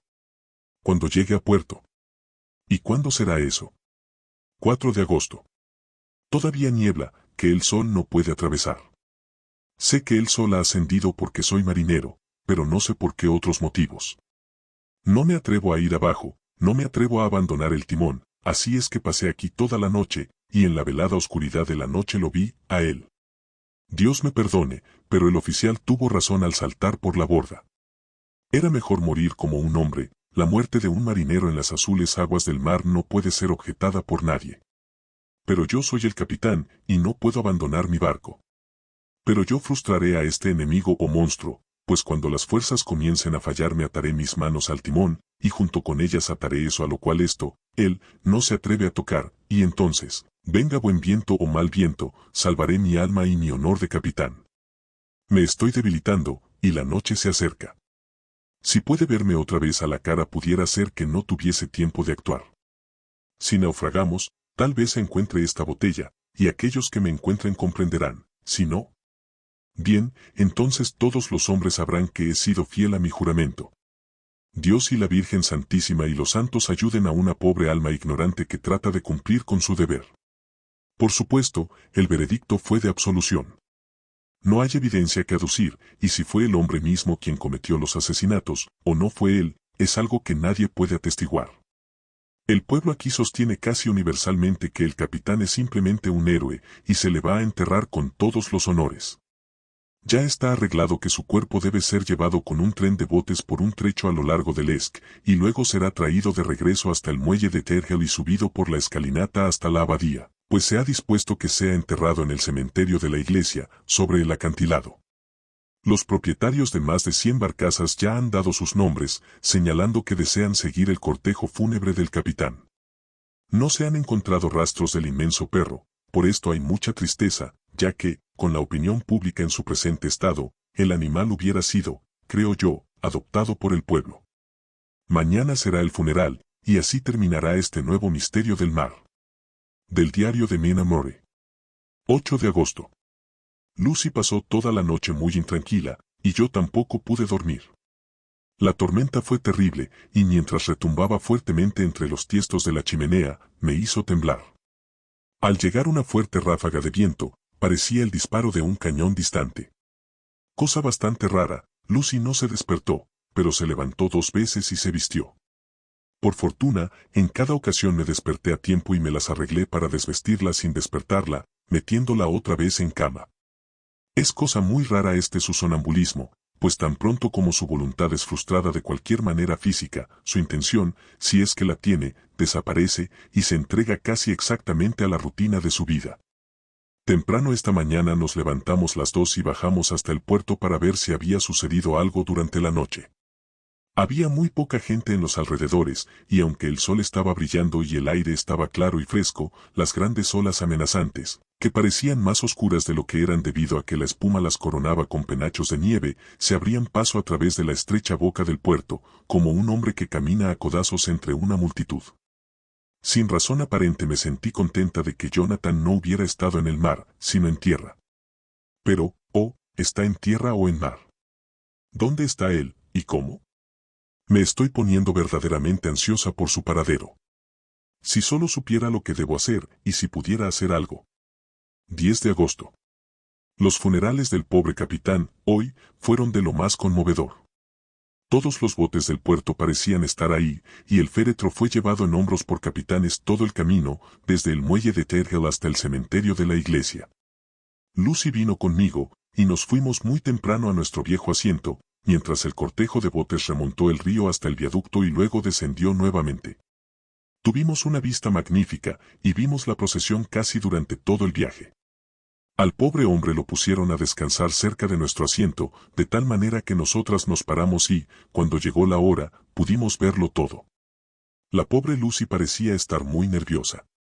Estuvo todo el tiempo inquieta y alterada, y no puedo sino pensar que sus sueños de la noche le están afectando. Hay algo muy extraño, no quiere admitirme a mí que haya alguna causa para su desasosiego, o si hay alguna causa, ella misma no la comprende. Hay un motivo adicional en el hecho de que el pobre anciano, el señor Esvales, fue encontrado muerto esta mañana en nuestro asiento, con la nuca quebrada. Evidentemente, como dijo el médico, cayó de espaldas sobre el asiento, presa de miedo, pues en su rostro había una mirada de temor y horror, que los hombres decían los hacía temblar. Pobre querido anciano. Quizá ha visto a la muerte con sus ojos moribundos. Lucy es tan dulce y siente las influencias más agudamente que otra gente. Ahora mismo está muy excitada por un pequeño detalle al que yo no le presté mucha atención, aunque yo misma quiero mucho a los animales. Uno de los hombres que siempre subía aquí para mirar los botes era seguido por su perro. El perro siempre estaba con él. Los dos son muy tranquilos, y yo nunca vi al hombre enojado, ni escuché que el perro ladrara. Durante el servicio el perro no quiso acercarse a su dueño, que estaba sobre el asiento con nosotras, sino que se mantuvo a unos cuantos metros de distancia y ladrando y aullando. Su dueño le habló primero suavemente, luego en tono más áspero, y finalmente muy enojado, pero el animal no quiso acercarse ni cesó de hacer ruido. Estaba poseído como por una especie de rabia, con sus ojos brillándole salvajemente, y todos los pelos erizados como la cola de un gato cuando se está preparando para la pelea. Finalmente, también el hombre se enojó, y saltando del asiento le dio puntapiés al perro, y luego, tomándolo por el pescuezo, lo arrastró y lo tiró sobre la lápida en la cual está montado el asiento. En el momento en que tocó la lápida la pobre criatura recobró su actitud pacífica, pero comenzó a temblar desesperadamente. No trató de irse, sino que se enroscó, temblando y agachándose, y se encontraba en tal estado de terror que yo traté de calmarlo, aunque sin efecto. Lucy también sintió compasión, pero no intentó tocar al perro sino que solo lo miró con lástima. Temo mucho que tenga una naturaleza demasiado sensible como para que pueda andar por el mundo sin problemas. Estoy segura de que esta misma noche soñará con todo lo que ha sucedido. Toda la acumulación de hechos extraños, el barco piloteado hasta el puerto por un hombre muerto, su actitud, atado al timón con un crucifijo y rosarios, el emotivo funeral, el perro, unas veces furioso y otras aterrorizado, le dará abundante material para sus sueños. Creo que para ella lo mejor sería retirarse a su cama, cansada físicamente, por lo que la llevaré a dar una larga caminata por los acantilados de la bahía de Robin Hood, y luego de regreso. No creo que después le queden muchas inclinaciones para caminar dormida. 8. Del diario de Mina Murray. Mismo día, 11 de la noche, como estoy cansada. Si no fuera porque he tomado como un deber escribir en mi diario todas las noches, hoy no lo abriría. Tuvimos un paseo encantador. Después de un rato, Lucy estaba de mejor humor, debido, creo, a unas pacíficas vacas que llegaron a olfatearnos en el campo cerca del faro, y nos sacaron completamente de quicio. Creo que lo olvidamos todo, excepto, por supuesto, el temor personal, y esto pareció borrarlo todo y damos la oportunidad de comenzar de nuevo. Tomamos un magnífico té a la inglesa en una pequeña y simpática posada, de antiguo estilo, en la bahía de Robin Hood, con una ventana arqueada que daba a las rocas cubiertas de algas marinas en la playa. Creo que hubiéramos asustado a la nueva mujer con nuestros apetitos. Los hombres son más tolerantes, benditos sean. Luego, emprendimos la caminata de regreso a casa, haciendo alguna o más bien muchas paradas para descansar, y con nuestros corazones en constante temor por los toros salvajes. Lucy estaba verdaderamente cansada, y teníamos la intención de escabullirnos a cama tan pronto como pudiéramos. Sin embargo, llegó el joven cura, y la señora Westenra le pidió que se quedara a cenar. Lucy y yo, ambas, tuvimos una pelea por ello con el molendero. Yo sé que de mi parte fue una pelea muy dura, y soy bastante heroica. Creo que algún día los obispos deben reunirse y ver cómo crían una nueva clase de curas que no acepten a quedarse a cenar, sin importar cuánto se insista, y que sepan cuando las muchachas están cansadas. Lucy está dormida y respira suavemente. Tiene más color en las mejillas que otras veces, y su aspecto es tan dulce. Si el señor Onward se enamoró de ella viéndola solamente en la sala, me pregunto qué diría si pudiera verla ahora. Algunas de las escritoras de la nueva mujer pondrían en práctica algún día la idea de que los hombres y las mujeres deben poder verse primero durmiendo antes de hacer proposiciones o aceptar. Pero yo supongo que la nueva mujer no condescenderá en el futuro a aceptar, ella misma hará la propuesta por su cuenta. Y bonito va a ser el trabajo que tendrá. En esto hay alguna consolación. Esta noche estoy muy contenta porque mi querida Lucy parece estar bastante mejor. Realmente creo que ya ha doblado la esquina y que los problemas motivados por su sonambulismo han sido superados. Estaría completamente feliz con solo tener noticias de Jonathan. Dios lo bendiga y lo guarde. 11 de agosto, 3 de la mañana. No tengo sueño, por lo que mejor será que escriba. Estoy demasiado agitada para poder dormir. Hemos tenido una aventura extraordinaria, una experiencia muy dolorosa. Me quedé dormida tan pronto como cerré mi diario. Repentinamente desperté del todo, y me senté, con una terrible sensación de miedo en todo el cuerpo, con un sentimiento de vacío alrededor de mí. El cuarto estaba a oscuras, por lo que no podía ver la cama de Lucy. Me acerqué a ella y la busqué a tientas. La cama estaba vacía. Encendí un fósforo y descubrí que ella no estaba en el cuarto. La puerta estaba cerrada, pero no con llave como yo la había dejado. Temí despertar a su madre, que últimamente ha estado bastante enferma, por lo que me puse alguna ropa y me apresté a buscarla. En el instante en que dejaba el cuarto se me ocurrió que las ropas que ella llevara puestas me podrían dar alguna pista de sus sonámbulas intenciones. La bata significaría la casa, un vestido, la calle. Pero tanto la bata como sus vestidos estaban en su lugar.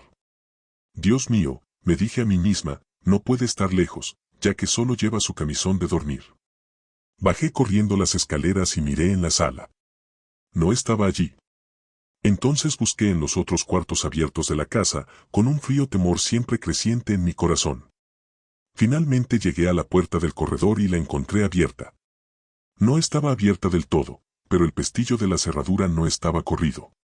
La gente de la casa siempre es muy cuidadosa al cerrar la puerta todas las noches, por lo que temí que Lucy se hubiera ido tal como andaba.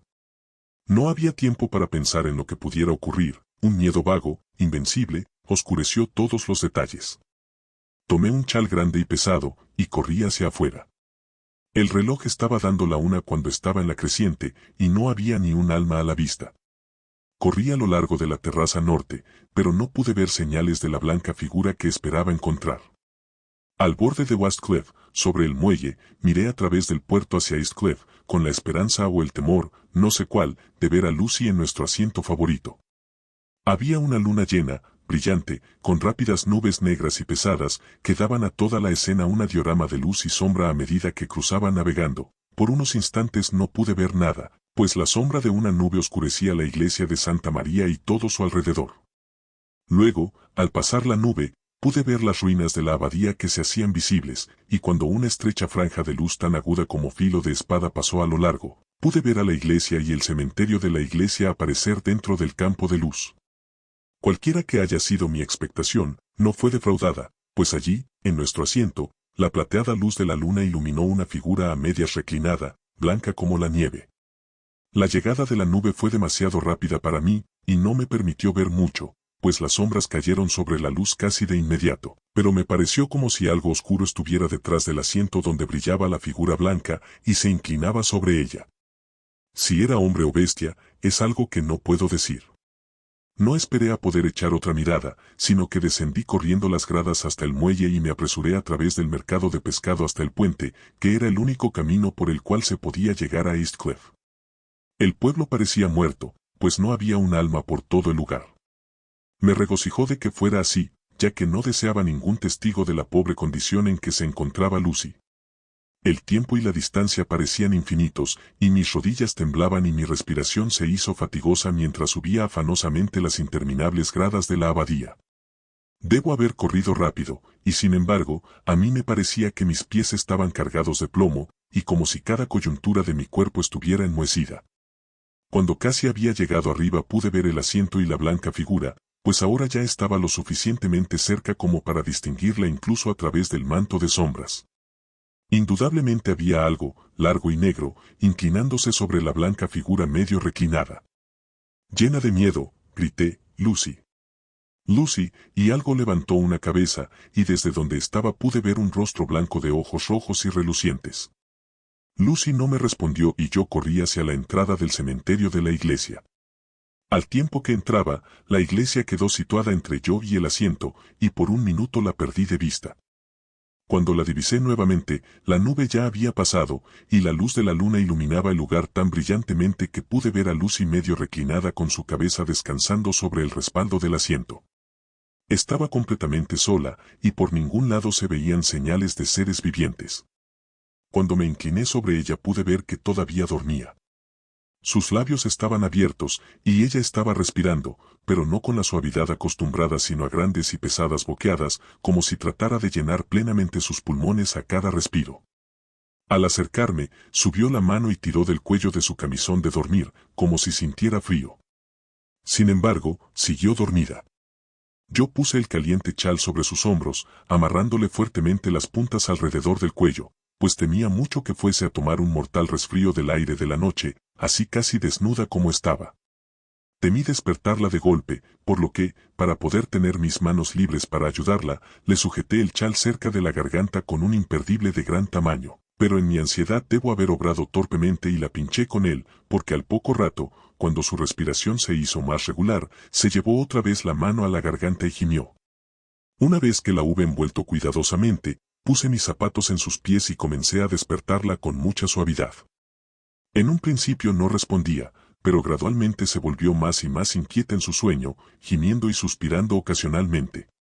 Por fin, ya que el tiempo pasaba rápidamente y, por muchas otras razones, yo deseaba llevarla a casa de inmediato, la zarandeé con más fuerza hasta que finalmente abrió los ojos y despertó. No pareció sorprendida de verme, ya que, por supuesto, no se dio cuenta de inmediato de en dónde nos encontrábamos. Lucy se despierta siempre con bella expresión, e incluso en aquellos momentos en que su cuerpo debía estar traspasado por el frío y su mente espantada al saber que había caminado semidesnuda por el cementerio en la noche, no pareció perder su gracia. Tembló un poco y me abrazó fuertemente. Cuando le dije que viniera de inmediato conmigo de regreso a casa, se levantó sin decir palabra y me obedeció como una niña. Al comenzar a caminar, la grava me lastimó los pies y Lucy notó mi salto. Se detuvo y quería insistir en que me pusiera mis zapatos, pero yo me negué. Sin embargo, cuando salimos al sendero afuera del cementerio, donde había un charco de agua, remanente de la tormenta, Me unté los pies con lodo usando cada vez un pie sobre el otro, para que al ir a casa, nadie, en caso de que encontráramos a alguien, pudiera notar mis pies descalzos. La fortuna nos favoreció y llegamos a casa sin encontrar un alma. En una ocasión vimos a un hombre, que no parecía estar del todo sobrio, cruzándose por una calle enfrente de nosotros, pero nos escondimos detrás de una puerta hasta que desapareció por un campo abierto como los que abundan por aquí, pequeños atrios inclinados, o bens, como los llaman en Escocia. Durante todo este tiempo mi corazón palpitó tan fuertemente que por momentos pensé que me desmayaría. Estaba llena de ansiedad por Lucy, no tanto por su salud, a pesar de que podía afectarle el aire frío, sino por su reputación en caso de que la historia de lo sucedido se hiciera pública. Cuando entramos, y una vez que hubimos lavado nuestros pies y rezado juntas una oración de gracias, la metí en cama. Antes de quedarse dormida me imploró, que no dijese una palabra a nadie, ni siquiera a su madre, de lo que había pasado aquella noche. Al principio dudé de hacer la promesa, pero al pensar en el estado de salud de su madre, y cómo la excitaría la noticia de un acontecimiento como aquel, y pensando además cómo podía ser retorcida aquella historia, sería infaliblemente falsificada, en caso de que fuese conocida, pensé que era más cuerdo prometer lo que se me pedía. Espero que haya obrado bien. He cerrado la puerta y he atado la llave a mi muñeca, por lo que tal vez no vuelva a ser perturbada. Lucy está durmiendo profundamente, el reflejo de la aurora aparece alto y lejos sobre el mar. Mismo día, por la tarde. Todo marcha bien. Lucy durmió hasta que yo la desperté y pareció que no había cambiado siquiera de lado. La aventura de la noche no parece haberle causado ningún daño, por el contrario, la ha beneficiado, pues está mucho mejor esta mañana que en las últimas semanas. Me sentí triste al notar que mi torpeza con el imperdible la había herido. De hecho, pudo haber sido algo serio, pues la piel de su garganta estaba agujereada. Debo haber agarrado un pedazo de piel con el imperdible, atravesándolo, pues hay 2 pequeños puntos rojos como agujeritos de alfiler, y sobre el cuello de su camisón de noche había una gota de sangre. Cuando me disculpé y le mostré mi preocupación por ello, Lucy rió y me consoló, diciendo que ni siquiera lo había sentido. Afortunadamente, no le quedará cicatriz, ya que son orificios diminutos. Mismo día, por la noche. Hemos pasado el día muy contentas. El aire estaba claro, el sol brillante y había una fresca brisa. Llevamos nuestro almuerzo a los bosques de Mulgrave, la señora Westenra conduciendo por el camino, Lucy y yo caminando por el sendero del desfiladero y encontrándonos con ella en la entrada. Yo me sentí un poco triste, pues pude darme cuenta de cómo hubiera sido absolutamente feliz si hubiera tenido a Jonathan a mi lado. Pero, vaya. Solo debo ser paciente.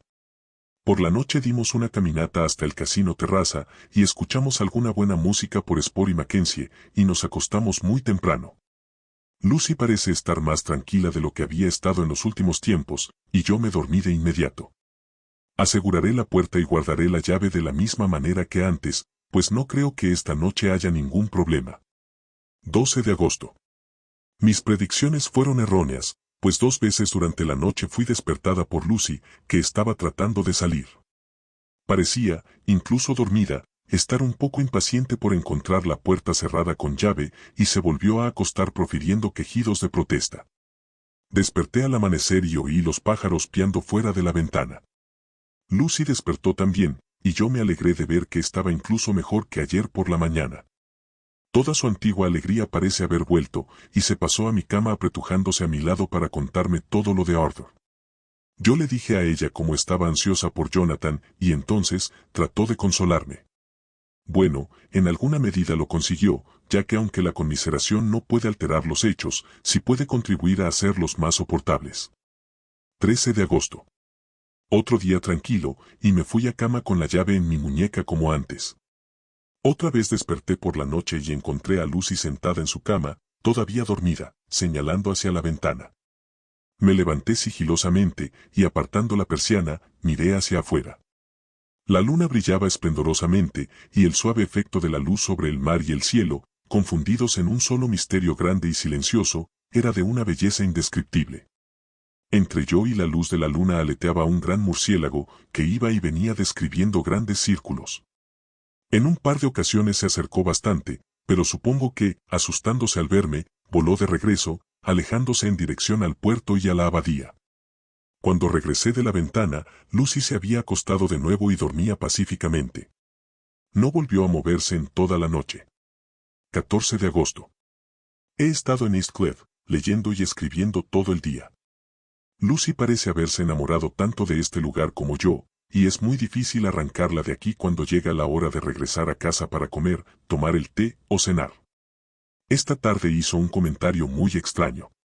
Veníamos de camino a casa para la cena y habíamos llegado hasta las gradas superiores del puente oeste, deteniéndonos para mirar el paisaje como siempre lo hacemos. El sol poniente, muy bajo en el horizonte, se estaba ocultando detrás de Kettlenis. La luz roja caía sobre East Cliff y la vieja abadía, y parecía bañarlo todo con un bello resplandor color de rosa. Estuvimos unos momentos en silencio, y de pronto Lucy murmuró como para sí misma. Otra vez sus ojos rojos. Son exactamente los mismos. Aquella fue una expresión tan rara, sin venir a colación, que me dejó perpleja.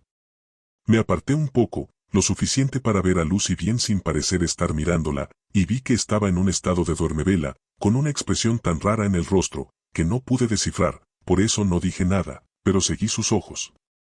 Parecía estar mirando nuestro propio asiento, donde en aquellos instantes estaba sentada una oscura y solitaria figura.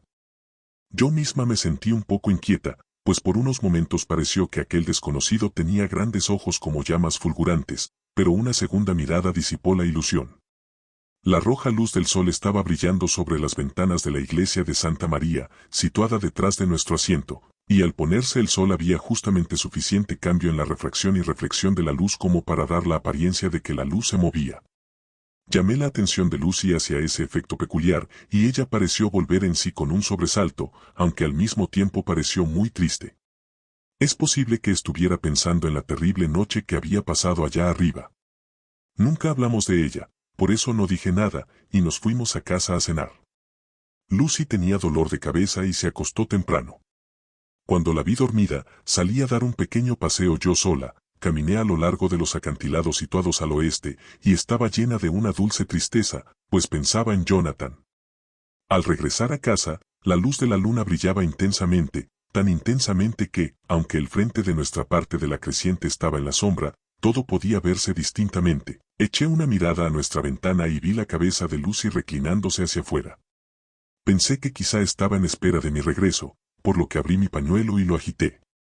Sin embargo, ella no lo notó, no hizo ningún movimiento.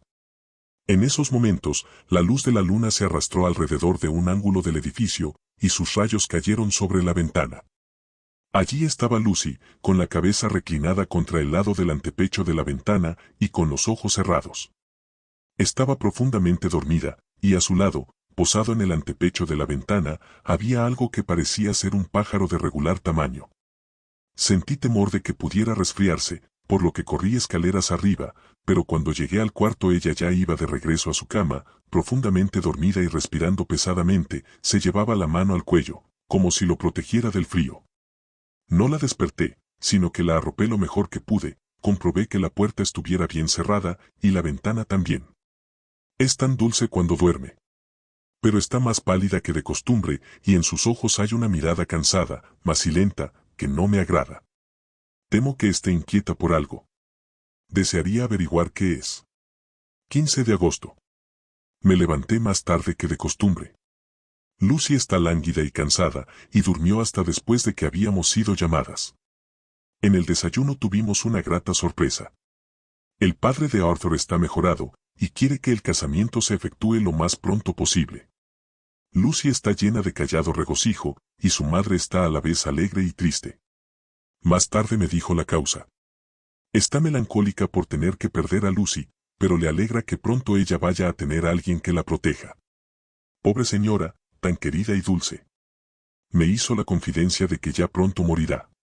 No le ha dicho nada a Lucy, y me hizo prometer guardar el secreto. Su médico le ha dicho que dentro de unos meses, a lo sumo, va a morir, pues su corazón se está debilitando. En cualquier momento, incluso ahora, una impresión repentina le produciría casi cegaramente la muerte. Hicimos bien en no contarle lo ocurrido aquella terrible noche de sonambulismo de Lucy. 17 de agosto. No he escrito nada durante 2 días seguidos. No he tenido ganas de hacerlo. Una especie de oscuro sino parece estarse cirniendo sobre nuestra felicidad. Ninguna noticia de Jonathan, y Lucy parece estar cada vez más débil, mientras las horas de su madre se están acercando al desenlace final. No comprendo cómo Lucy se está apagando como lo hace. Come bien y duerme bien, y goza del aire fresco, pero todo el tiempo las rosas en sus mejillas están marchitándose y día a día se vuelve más débil y más lánguida. Por las noches la escucho boqueando como si le faltara el aire. Siempre tengo la llave de la puerta atada a mi puño durante la noche, pero ella se levanta y camina de un lado a otro del cuarto y se sienta ante la abierta ventana. Anoche la encontré reclinándose hacia afuera, y cuando traté de despertarla no pude, estaba desmayada. Cuando conseguí hacer que volviera en sí estaba sumamente débil y lloraba quedamente entre largos y dolorosos esfuerzos por aspirar aire. Cuando le pregunté cómo había podido ir hacia la ventana, sacudió la cabeza y la volvió hacia el otro lado de la almohada. Espero que su enfermedad no se deba a ese malhadado piquete de alfiler. Observé su garganta una vez que se hubo dormido, y las punturas no parecían haber sanado. Todavía están abiertas las cicatrices, e incluso más anchas que antes, sus bordes aparecen blanquecinos, como pequeñas manchas blancas con centros rojos. A menos que sanen en 1 o 2 días, insistiré en que las vea el médico. Carta de Samuel F. Billington e hijo, procuradores, en Bigby. A los señores Carter, Patterson y CIA, en Londres. 17 de agosto. Estimados señores. Anexas a la presente les enviamos las mercancías enviadas por el Gran Ferrocarril del Norte.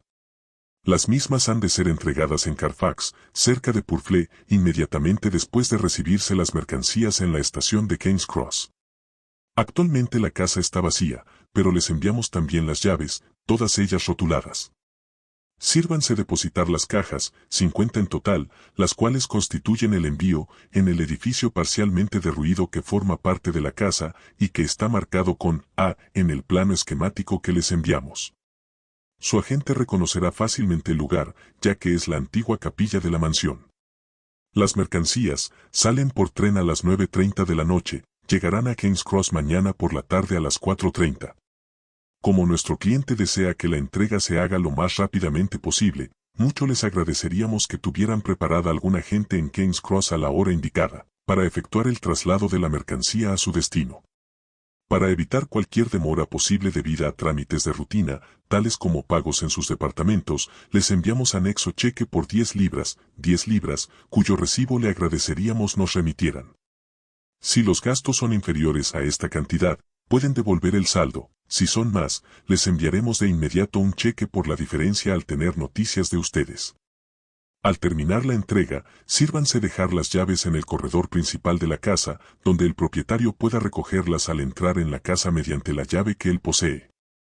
Por favor no piensen que nos excedemos en los límites de la cortesía mercantil, al insistir por todos los medios en que efectúen este trabajo con la mayor rapidez posible. Quedamos de ustedes, estimados señores, sus atos. Y SS. Samuel F. Billington e hijo. Carta de los señores Carter, Patterson y CIA, en Londres, a los señores Billington e hijo, en Bigby. 21 de agosto. Estimados señores. Acusamos recibo de 10 libras y les enviamos por 1 libra 17s. 9 de excedente, tal como lo muestran los recibos incluidos. La mercancía ha sido entregada según sus instrucciones, y las llaves quedaron en un paquete en el corredor principal, tal como se nos pidió. Quedamos de ustedes, estimados señores, con todo respeto. Carter, Patterson y CIA. Del diario de Mina Murray. 18 de agosto. Hoy estoy muy contenta y escribo sentada en el asiento del cementerio de la iglesia. Lucy está mucho mejor. Anoche durmió bien toda la noche, y no me molestó ni una vez. Parece que ya las rosas regresan a sus mejillas, aunque todavía está tristemente pálida y descolorida.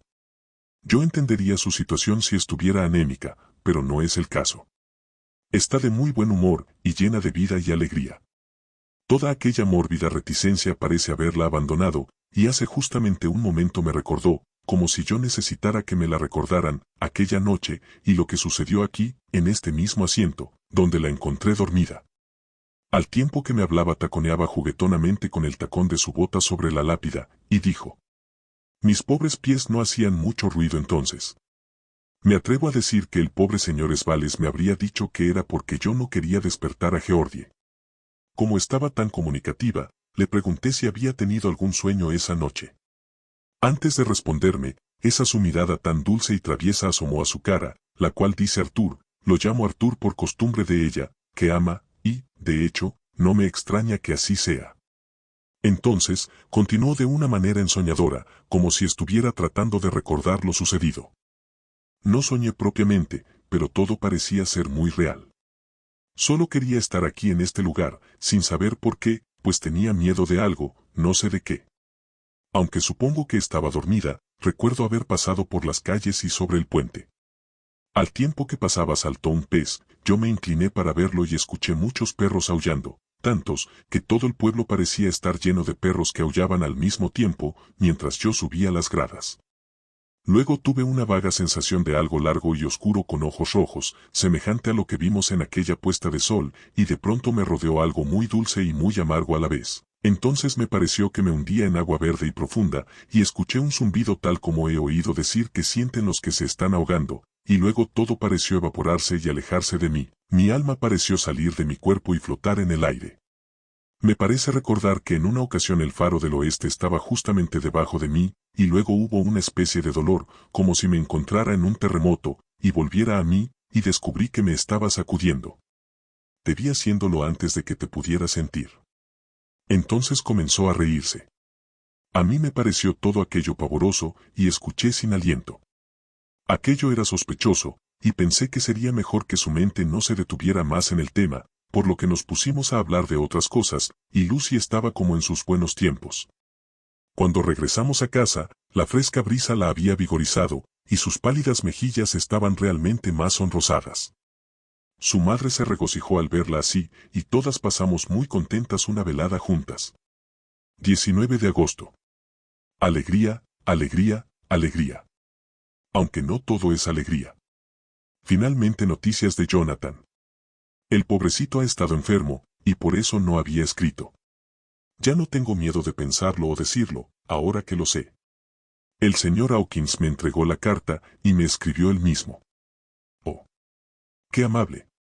Voy a salir mañana por la mañana e iré donde Jonathan, para cuidarlo si es necesario y traerlo a casa. El señor Hawkins dice que no estaría mal si nos pudiéramos casar allá. He llorado sobre la carta de la buena hermana, al grado que puedo sentirla húmeda contra mi pecho, donde la guardo. Es sobre Jonathan, y debe estar cerca de mi corazón, ya que él está en mi corazón. He proyectado y previsto mi viaje, y mi equipaje está preparado. Solo me llevaré una muda de ropa, Lucy se llevará mi baúl a Londres y lo guardará hasta que yo envíe por él, pues puede ser que... Ya no debo escribir. Debo guardármelo todo para decírselo a Jonathan, mi marido. La carta que él ha visto y tocado debe confortarme hasta que nos encontremos. Carta de la hermana Ágata, Hospital de San José y Santa María, en Budapest, a la señorita Wilhelmina Murray. 12 de agosto. Estimada señorita. Le escribo por deseos del señor Jonathan Harker, ya que él mismo no está lo suficientemente fuerte para escribir, aunque va mejorando gracias a Dios, a San José y a la Virgen María. Ha estado bajo nuestro cuidado desde hace casi 6 semanas, pues sufre de una violenta fiebre cerebral. Le envía a usted su amor, y me ruega que le diga que por este mismo correo le escribo al señor Peter Hawkins, en Exeter, para decirle, con el más profundo respeto, que está muy afligido por su retraso, y que todo su trabajo ha sido completamente terminado. El señor Harker tendrá que permanecer todavía unas semanas descansando en nuestro hospital en las montañas, pero luego regresará.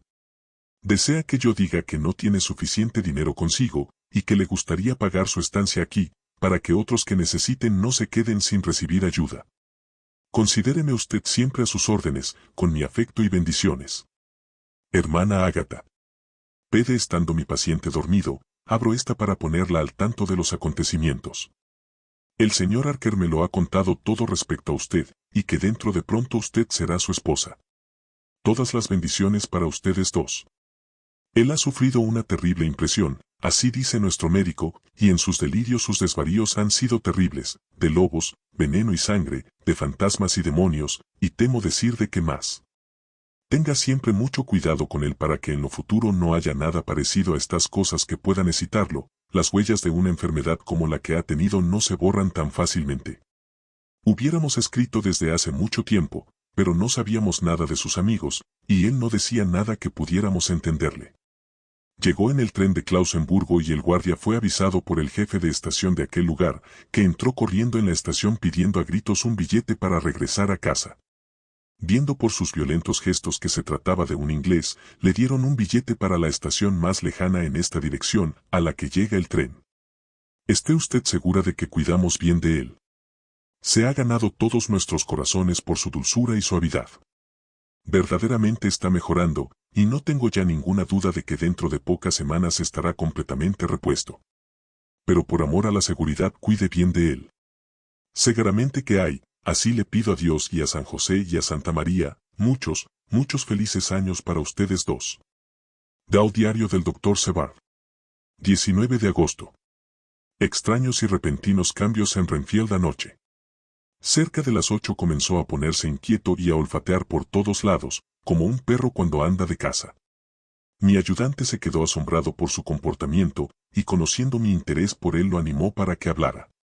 Generalmente es muy respetuoso con mi ayudante, y a veces hasta servil, pero anoche, me ha dicho el hombre, se comportó en forma bastante arrogante. Por nada de este mundo quiso condescender a hablar con él. Todo lo que dijo fue: no quiero hablar con usted, usted ya no cuenta ahora, el patrón está cerca.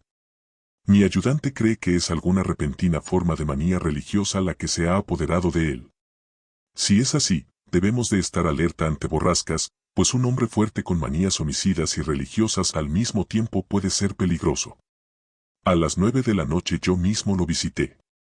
Su actitud conmigo fue la misma que con mi ayudante, en su extremo repliegue sobre sí mismo, la diferencia entre mi persona y la de mi ayudante le parece nula. Me parece que es una manía religiosa, dentro de muy poco pensará que es el propio Dios. Las infinitesimales distinciones entre un hombre y otro hombre son demasiado mezquinas para un ser omnipotente. ¿Cómo pueden llegar a exaltarse estos locos? El verdadero Dios pone atención hasta cuando se cae un gorrión, pero el Dios creado por la vanidad humana no ve diferencia alguna entre un águila y un gorrión. Oh, si los hombres por lo menos supieran. Durante media hora o más, Renfield se estuvo poniendo cada vez más excitado. Aparenté no estar observándolo, pero mantuve una estricta vigilancia sobre todo lo que hacía. De pronto apareció en sus ojos esa turbia mirada que siempre vemos cuando un loco ha captado una idea, y con ella ese movimiento sesgado de la cabeza y la espalda que los médicos llegan a conocer tan bien.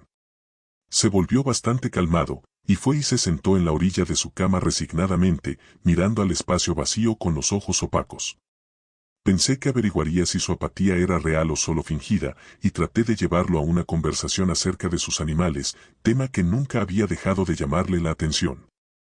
Al principio no me respondió, pero finalmente dijo, con visible mal humor: ¿quién se preocupa por ellos? Me importan un comino. ¿Cómo? Dije yo. ¿Acaso ya no le interesan las arañas? Las arañas son de momento su mayor entretenimiento, y su libreta se está llenando con columnas de pequeños números. A esto me respondió enigmáticamente: las madrinas de la boda regocijan sus ojos, que esperan la llegada de la novia, pero cuando la novia se va a acostar, entonces las madrinas no relucen a los ojos que están llenos. No quiso dar ninguna explicación de lo dicho, sino que permaneció obstinadamente sentado en la cama todo el tiempo que estuve con él. Esta noche estoy bastante cansado y desanimado. No puedo dejar de pensar en Lucy, y de cómo hubiesen sido las cosas diferentes, si no duermo de inmediato. Cloral, el moderno Morfeo, CHCl3 Cho. Debo tener mucho cuidado para no habituarme a él. No, no tomaré nada esta noche. He pensado en Lucy, y no la deshonraré a ella mezclándola con lo otro.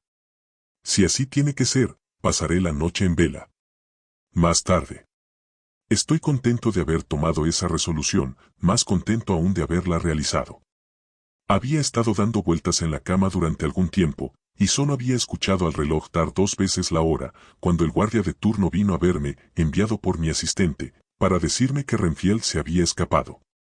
Me vestí y bajé corriendo inmediatamente. Mi paciente es una persona demasiado peligrosa como para que ande suelta.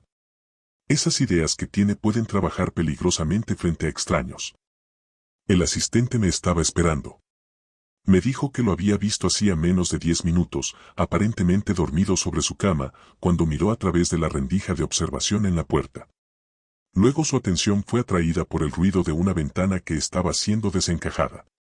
Corrió de regreso y vio que sus pies desaparecían a través de la ventana, y entonces envió rápidamente al guardia a que me llamara. Renfield estaba solo con su ropa de noche, por lo que no debía andar muy lejos. El asistente pensó que sería más útil mirar hacia donde iba que perseguirlo, ya que podía perderlo de vista mientras daba vuelta para salir por la puerta del edificio. Era un hombre corpulento, y no podía salir por la ventana. Yo soy delgado, así es que con su ayuda, salí, pero con los pies primero, y como solo nos encontrábamos a unos cuantos pies sobre la tierra, caí sin lastimarme. El asistente me dijo que el paciente había corrido hacia la izquierda y había desaparecido en línea recta. Por lo que yo me apresuré en la misma dirección lo más velozmente que gentileza de pude. Al tiempo que atravesaba el cinturón de árboles vi una figura blanca escalando el alto muro que separa nuestros terrenos de los de la casa desierta. Corrí inmediatamente de regreso, y le dije al guardia que trajera 3 o 4 hombres y me siguieran a los terrenos de Carfax, en caso de que nuestro amigo fuese a comportarse peligrosamente. Yo mismo conseguí una escalera, y salvando el muro, salté hacia el otro lado. Pude ver la figura de Renfield que desaparecía detrás del ángulo de la casa, por lo que corrí tras él. En el otro extremo de la casa lo encontré reclinado fuertemente contra la vieja puerta de roble, enmarcada en hierro, de la capilla. Estaba hablando, aparentemente a alguien, pero tuve miedo de acercarme demasiado a escuchar lo que decía, pues podía asustarlo y echaría de nuevo a correr. Correr detrás de un errante enjambre de abejas no es nada comparado con seguir a un lunático desnudo, cuando se le ha metido en la cabeza que debe escapar. Sin embargo, después de unos minutos pude ver que él no se daba cuenta de nada de lo que sucedía a su alrededor y me atreví a acercármele más, y con mayor razón ya que mis hombres habían saltado el muro y se acercaban a él. Le oí decir: «Estoy aquí para cumplir tus órdenes, amo. Soy tu esclavo, y tú me recompensarás, pues seré fiel. Te he adorado desde hace tiempo y desde lejos. Ahora que estás cerca, espero tus órdenes, y tú no me olvidarás, ¿verdad, mi querido amo, en tu distribución de las buenas cosas? De todas maneras es un viejo y egoísta pordiosero. Piensa en el pan y los pescados aun cuando cree que está en una presencia real. Sus manías hacen una combinación asombrosa. Cuando le caímos encima peleó como un tigre, es muy fuerte, y se comportó más como una bestia salvaje que como un hombre. Yo nunca había visto a un lunático en un paroxismo de furia semejante, y espero no volverlo a ver. Es una buena cosa que hayamos averiguado sus intenciones y su fuerza a tiempo. Con una fuerza y una determinación como las de él, podría haber hecho muchas barbaridades antes de ser enjaulado. En todo caso, está en lugar seguro. Ni el mismo Jack Shepherd habría podido librarse de la camisa de fuerza que lo retiene, y además está encadenado a la pared en la celda de seguridad. Sus gritos a veces son horribles, pero los silencios que siguen son todavía más mortales, pues en cada vuelta y movimiento manifiesta sus deseos de asesinar. Hace unos momentos dijo estas primeras palabras coherentes: «Tendré paciencia, amo. Está llegando, llegando, llegando».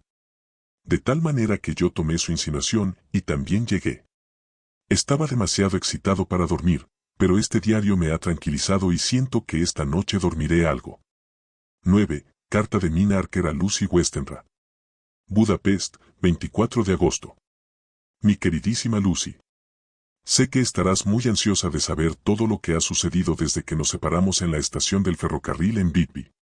Bien, querida, llegué sin contratiempos a Huy, y tomé el barco para Hamburgo, y luego allí el tren. Siento que apenas puedo recordar lo que pasó durante el viaje, excepto que sabía que iba de camino hacia Jonathan, y que, como seguramente tendría que servir de enfermera, lo mejor era que durmiera lo que pudiera.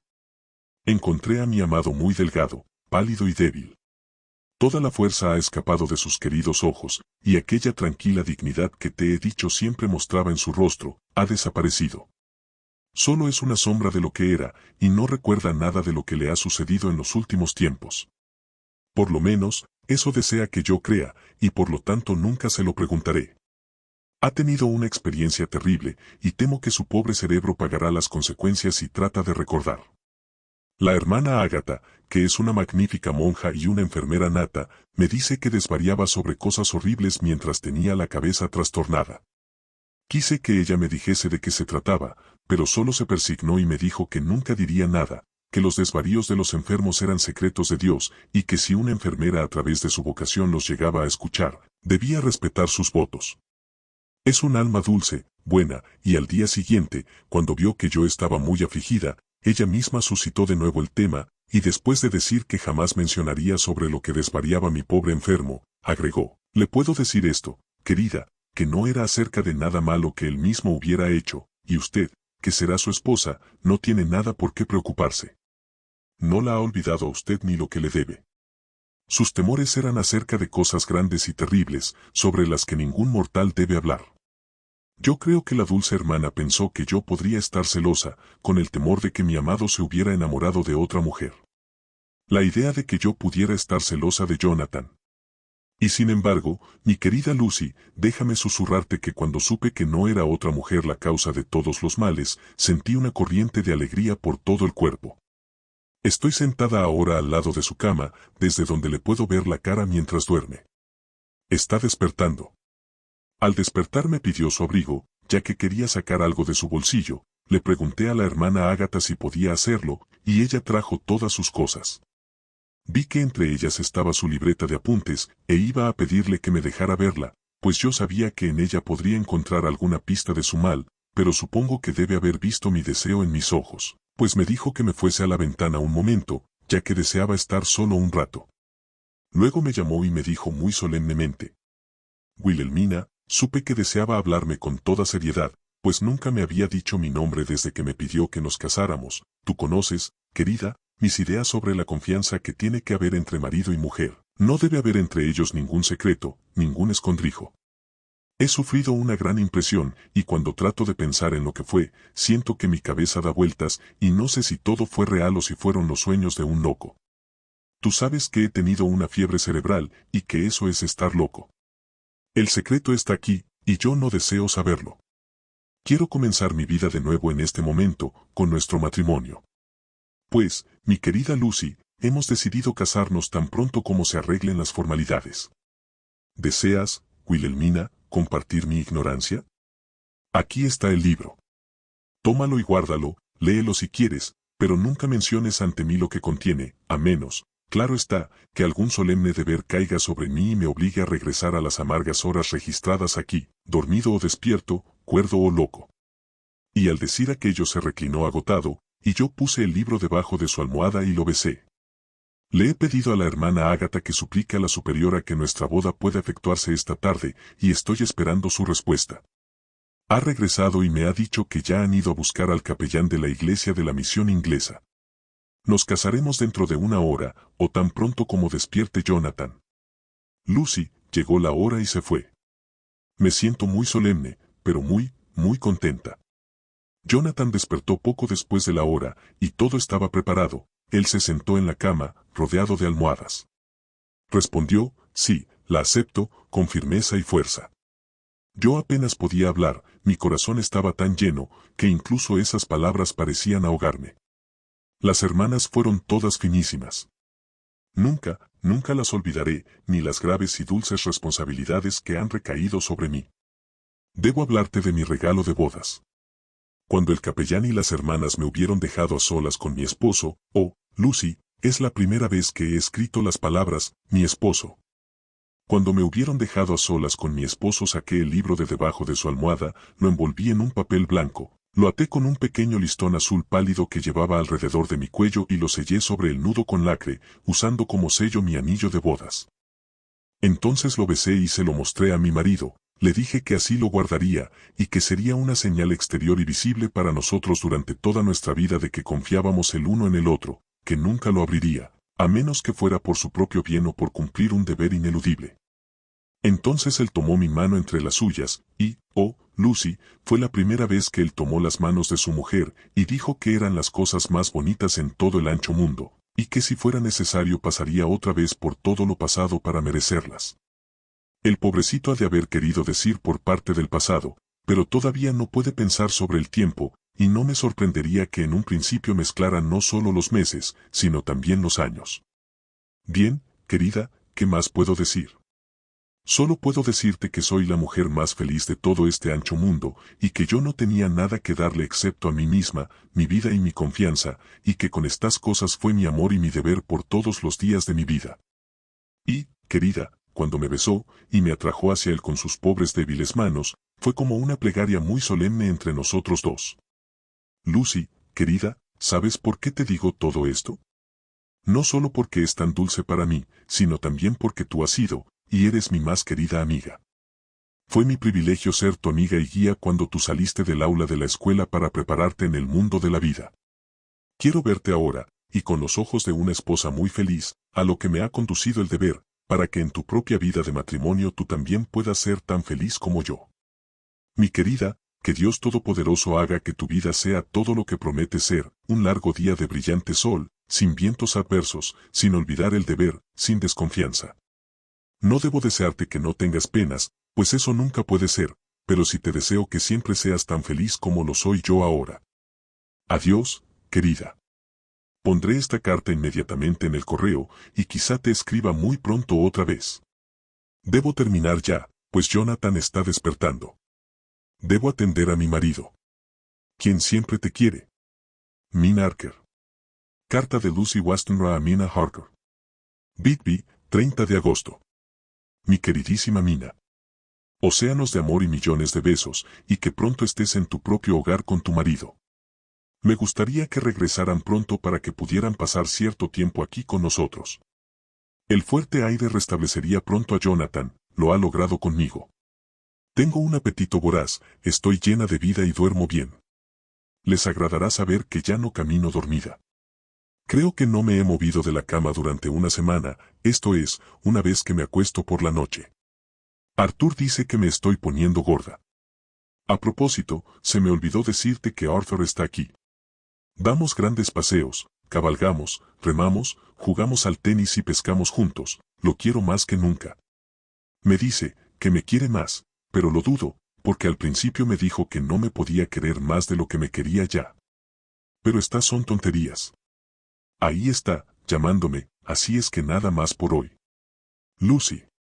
PD, mamá te envía recuerdos. Parece estar bastante mejor la pobrecita. PD otra vez. Nos casaremos el 28 de septiembre. Dao diario del Dr. Sebard. 20 de agosto. El caso de Renfield se hace cada vez más interesante. Por ahora hemos podido establecer que hay periodos de descenso en su pasión. Durante una semana después de su primer ataque se mantuvo en perpetua violencia. Luego, una noche, justamente al alzarse la luna, se tranquilizó, y estuvo murmurando para sí mismo, ahora puedo esperar, ahora puedo esperar. El asistente me vino a llamar, por lo que corrí rápidamente abajo para echarle una mirada. Todavía estaba con la camisa de fuerza y en el cuarto de seguridad, pero la expresión congestionada había desaparecido de su rostro, y sus ojos tenían algo de su antigua súplica, casi podría decir de su rastrera suavidad. Quedé satisfecho con su condición actual y di órdenes para que lo soltaran. Mis ayudantes vacilaron, pero finalmente llevaron a cabo mis deseos sin protestar. Una cosa extraña fue que el paciente tuvo suficiente buen ánimo como para ver su desconfianza, pues, acercándoseme, me dijo en un susurro, al mismo tiempo que los miraba a ellos furtivamente. ¿Creen que puedo hacerle daño? Imagínese, yo hacerle daño a usted. Imbéciles. Era un tanto consolador, para mis sentimientos, encontrarme disociado incluso en el cerebro de este pobre loco de los otros, pero de todas maneras, no comprendo sus pensamientos. Debo aceptar que tengo algo en común con él, por lo que siendo como somos, como fuéramos, ¿debemos unirnos? ¿O tiene que obtener de mí un bien tan estupendo que mi salud le es necesaria? Tendré que averiguarlo más tarde. Hoy en la noche no hablará. Ni el ofrecimiento de un gatito, o incluso de un gato grande, es capaz de tentarlo. Solo dice, no me importan nada los gatos. Ahora tengo más en qué pensar, y puedo esperar, puedo esperar. Después de un rato, lo dejé. El ayudante me dice que estuvo tranquilo hasta un rato antes del amanecer y que, entonces, comenzó a dar muestras de nerviosismo. Finalmente se puso violento, hasta que, por último, cayó en una especie de paroxismo que lo agotó de tal manera que, finalmente, se desvaneció en una especie de coma. 3 noches seguidas ha sucedido lo mismo, violento todo el día y tranquilo desde la salida de la luna hasta la salida del sol. Realmente desearía descubrir alguna pista de la causa. Casi parecería como si hubiera alguna influencia que viniera y se fuera. Vaya idea. Esta noche vamos a enfrentar en un juego a los cerebros sanos contra los cerebros enfermos. Una vez se escapó sin nuestra ayuda. Esta noche se escapará con ella. Le daremos la oportunidad, y los hombres estarán preparados para seguirlo en caso de que sea necesario. 23 de agosto. Siempre sucede lo inesperado. Como conocía bien a la vida de Israeli. Cuando nuestro pájaro encontró abierta la jaula, no quiso volar, de tal manera que todos nuestros sutiles preparativos no sirvieron de nada. En todo caso, hemos probado una cosa, que los periodos de tranquilidad duran un tiempo razonable. En lo futuro estaremos en capacidad de aflojarle un poco las restricciones durante unas cuantas horas cada día. Le he dado instrucciones a mi asistente nocturno para que solo lo encierre en el cuarto de seguridad, una vez que ya se haya calmado, hasta una hora antes de que suba el sol. El pobre cuerpo del enfermo va a gozar de este beneficio, aunque su mente no pueda apreciarlo. Alto. Lo inesperado. Me llaman, el paciente se ha escapado otra vez. Más tarde. Otra noche de aventuras. Renfield esperó astutamente hasta que el asistente estaba entrando en el cuarto para inspeccionar. Entonces, salió corriendo a su lado y voló por el corredor. Yo envié órdenes a los asistentes para que lo siguieran. Otra vez se fue directamente a los terrenos de la casa desierta, y lo encontramos en el mismo lugar, reclinado contra la vieja puerta de la capilla.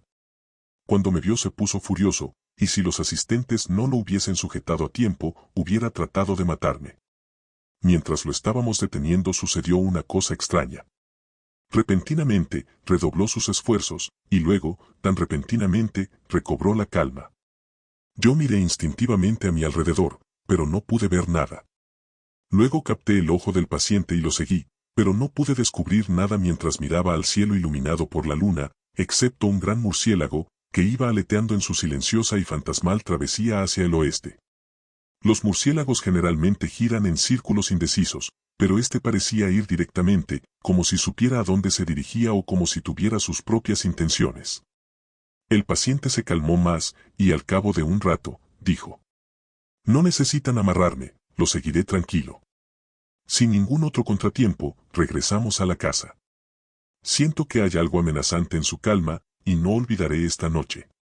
Del diario de Lucy Westenra. Y Jingham, 24 de agosto. Debo imitar a Mina y escribir las cosas en un libro. Así, cuando nos veamos podremos tener largas charlas. Me pregunto cuándo será. Desearía que estuviera otra vez conmigo aquí, pues me siento tan infeliz.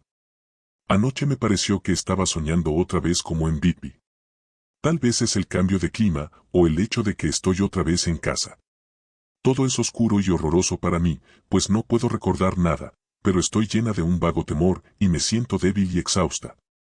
Cuando Arthur vino a comer se miró bastante preocupado al verme, y yo no tuve los ánimos para tratar de parecer alegre. Me pregunto si tal vez pudiera dormir esta noche en el cuarto de mamá. Inventaré una excusa y trataré. 25 de agosto. Otra mala noche. Mi madre no pareció caer en mi propuesta. Ella misma no parece estar tan bien, y no cabe duda de que se preocupa mucho por mí. Traté de mantenerme despierta, y durante un tiempo lo conseguí, pero cuando el reloj dio las 12, me despertó de un sopor, por lo que debo haber estado durmiéndome. Había una especie de aletazos y rasguños en la ventana, pero no les di importancia, y como no recuerdo qué sucedió después, supongo que debo haberme quedado dormida. Más pesadillas. ¿Cómo desearía poder recordarlas? Esta mañana me sentí terriblemente débil. Mi rostro está sumamente pálido, y me duele la garganta. Algo debe andar mal en mis pulmones, pues me parece que nunca aspiro suficiente aire. Trataré de mostrarme alegre cuando llegue Arthur, porque de otra manera yo sé que sufrirá mucho viéndome así. Carta de Arthur Holmwood al Dr. Sevard. Hotel Albemarle, 31 de agosto. Mi querido Jack. Quiero que me hagas un favor. Lucy está enferma, esto es, no tiene ninguna enfermedad especial, pero su aspecto es enfermizo y está empeorando cada día. Le he preguntado si hay alguna causa, no me atrevo a preguntarle a su madre, pues perturbar la mente de la pobre señora acerca de su hija sería fatal, debido a que su propia salud anda muy mal. La señora Westenra me ha confiado que su destino ya está sellado, enfermedad del corazón, aunque la pobre Lucy todavía no lo sabe. Estoy seguro de que algo está ejerciendo influencia en la mente de mi amada novia. Cuando pienso en ella casi me distraigo, el mirarla me produce siempre un sobresalto. Le dije que te pediría a ti que la vieras, y aunque al principio puso algunas dificultades, yo sé por qué, viejo amigo, finalmente dio su consentimiento. Será una tarea dolorosa para ti, lo sé, viejo, pero es por su bien, y yo no debo dudar en pedírtelo ni tú en actuar. Puedes venir a almorzar a Illingham mañana a las 2, para que la señora Westenra no sospeche nada, y después de la comida Lucy va a buscar una oportunidad para estar a solas contigo. Yo vendré a la hora del té, y podemos irnos juntos. Estoy lleno de ansiedad, y quisiera hablar a solas contigo tan pronto como la hayas visto. No Falls. Arthur. Telegrama de Arthur Holmwood a Sevar. 1 de septiembre. Me llaman para ver a mi padre, que ha empeorado. Escribo. Escríbeme detalladamente por correo nocturno a Rin. Telefonea si es necesario. Carta del Dr. Sevard a Arthur Holmwood. 2 de septiembre. Mi querido y viejo amigo. Respecto a la salud de la señorita Westenra me apresuro a decirte inmediatamente que en mi opinión no hay ningún trastorno funcional ni enfermedad que yo conozca. Al mismo tiempo, de ninguna manera puedo considerarme satisfecho de su semblante, está totalmente diferente a lo que era la última vez que la vi. Por supuesto, debes tener presente que no tuve oportunidad de hacer un examen minucioso tal como hubiera deseado. Nuestra misma amistad plantea aquí una pequeña dificultad que ni siquiera la ciencia médica ni la costumbre pueden sobrepasar. Lo mejor será que te diga exactamente lo que sucedió, dejándote en libertad para que saques, dentro de ciertas medidas, tus propias conclusiones. Luego te diré lo que he hecho y lo que me propongo hacer. Encontré a la señorita Westenra con bastantes buenos ánimos. Su madre estaba presente, y en pocos segundos me percaté de que estaba tratando por todos los medios de engañar a su madre y evitarle de esa manera ansiedades. No tengo ninguna duda de que adivina, en caso de que no lo sepa, que hay necesidad de tener cautela. Comimos solos, y como nos esforzamos por parecer alegres, obtuvimos, como una especie de recompensa por nuestros esfuerzos, cierta alegría real entre nosotros. Entonces, la señora Westenra se retiró a descansar, y Lucy se quedó conmigo. Fuimos a su boudoir, y hasta que llegamos ahí su reserva no se modificó, pues los sirvientes iban y venían. Sin embargo, tan pronto como se cerró la puerta, la máscara cayó de su rostro y se hundió en un sillón dando un gran suspiro y escondiendo sus ojos con la mano. Cuando yo vi que su animosidad había fallado, me aproveché inmediatamente de su reacción para hacer un diagnóstico. Me dijo muy dulcemente: no puedo decirle a usted cuánto detesto tener que hablarle acerca de mi persona. Yo le recordé que las confidencias de un doctor eran sagradas, pero que tú estabas verdaderamente muy ansioso por ella. Ella captó inmediatamente el significado de mis palabras y arregló todo el asunto con un par de palabras. Dígale a Arthur cualquier cosa que usted crea conveniente. Yo no me preocupo por mí misma, sino por él. Por lo tanto, tengo libertad de hablar. Fácilmente pude darme cuenta de que le hace falta un poco de sangre, pero no pude ver los síntomas típicos de la anemia, y por una casualidad tuve de hecho la oportunidad de probar la cualidad de su sangre, pues al abrir una ventana que estaba remachada, un cordón se rompió y ella se cortó ligeramente la mano con el vidrio quebrado. En sí mismo fue un hecho insignificante, pero me dio una oportunidad evidente, de tal manera que yo me apoderé de unas pocas gotas de sangre, y las he analizado. El análisis cualitativo muestra que existen condiciones normales, y además, puedo inferir, señalan la existencia de un vigoroso estado de salud. En otros asuntos físicos quedé plenamente convencido de que no hay necesidad de temer, pero como en alguna parte debe haber una causa, he llegado a la conclusión de que debe ser algo mental. Ella se queja de tener a veces dificultades al respirar y de tener sueños pesados, letárgicos, con pesadillas que la asustan, pero de las cuales no se puede acordar. Dice que cuando niña solía caminar dormida, y que estando en Whitby la costumbre regresó, y que una vez salió caminando en la noche y fue hasta Eastcliff, donde la encontró la señorita Murray, pero me asegura que últimamente esta costumbre ha vuelto a desaparecer. He quedado con dudas, por lo que he hecho lo mejor que sé, le he escrito a mi viejo amigo y maestro, el profesor Danhausen, de Ámsterdam, que es una de las personas que más conocimientos tiene sobre enfermedades raras en el mundo. Le he pedido que venga, y como tú me dijiste que todas estas cosas estarían a tu cargo, te he mencionado a ti y tus relaciones con la señorita Westenra.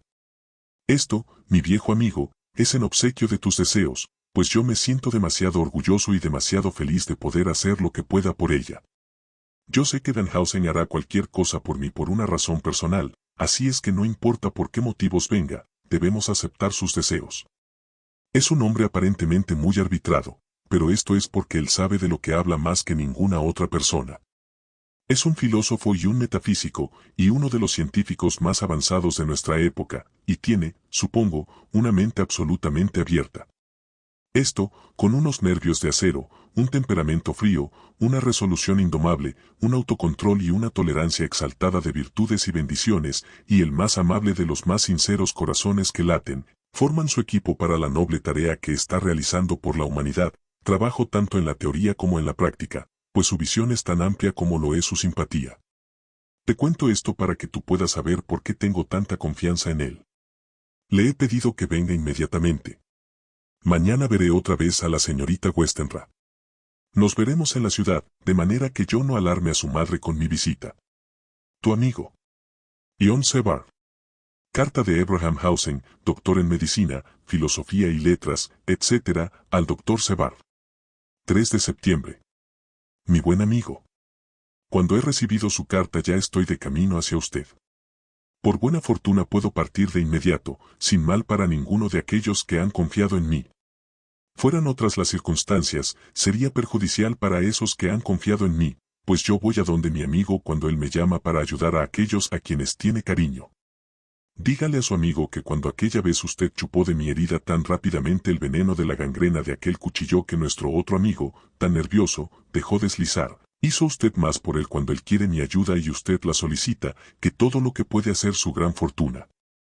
Pero es un doble placer hacerlo por él, su amigo, y hacia usted voy.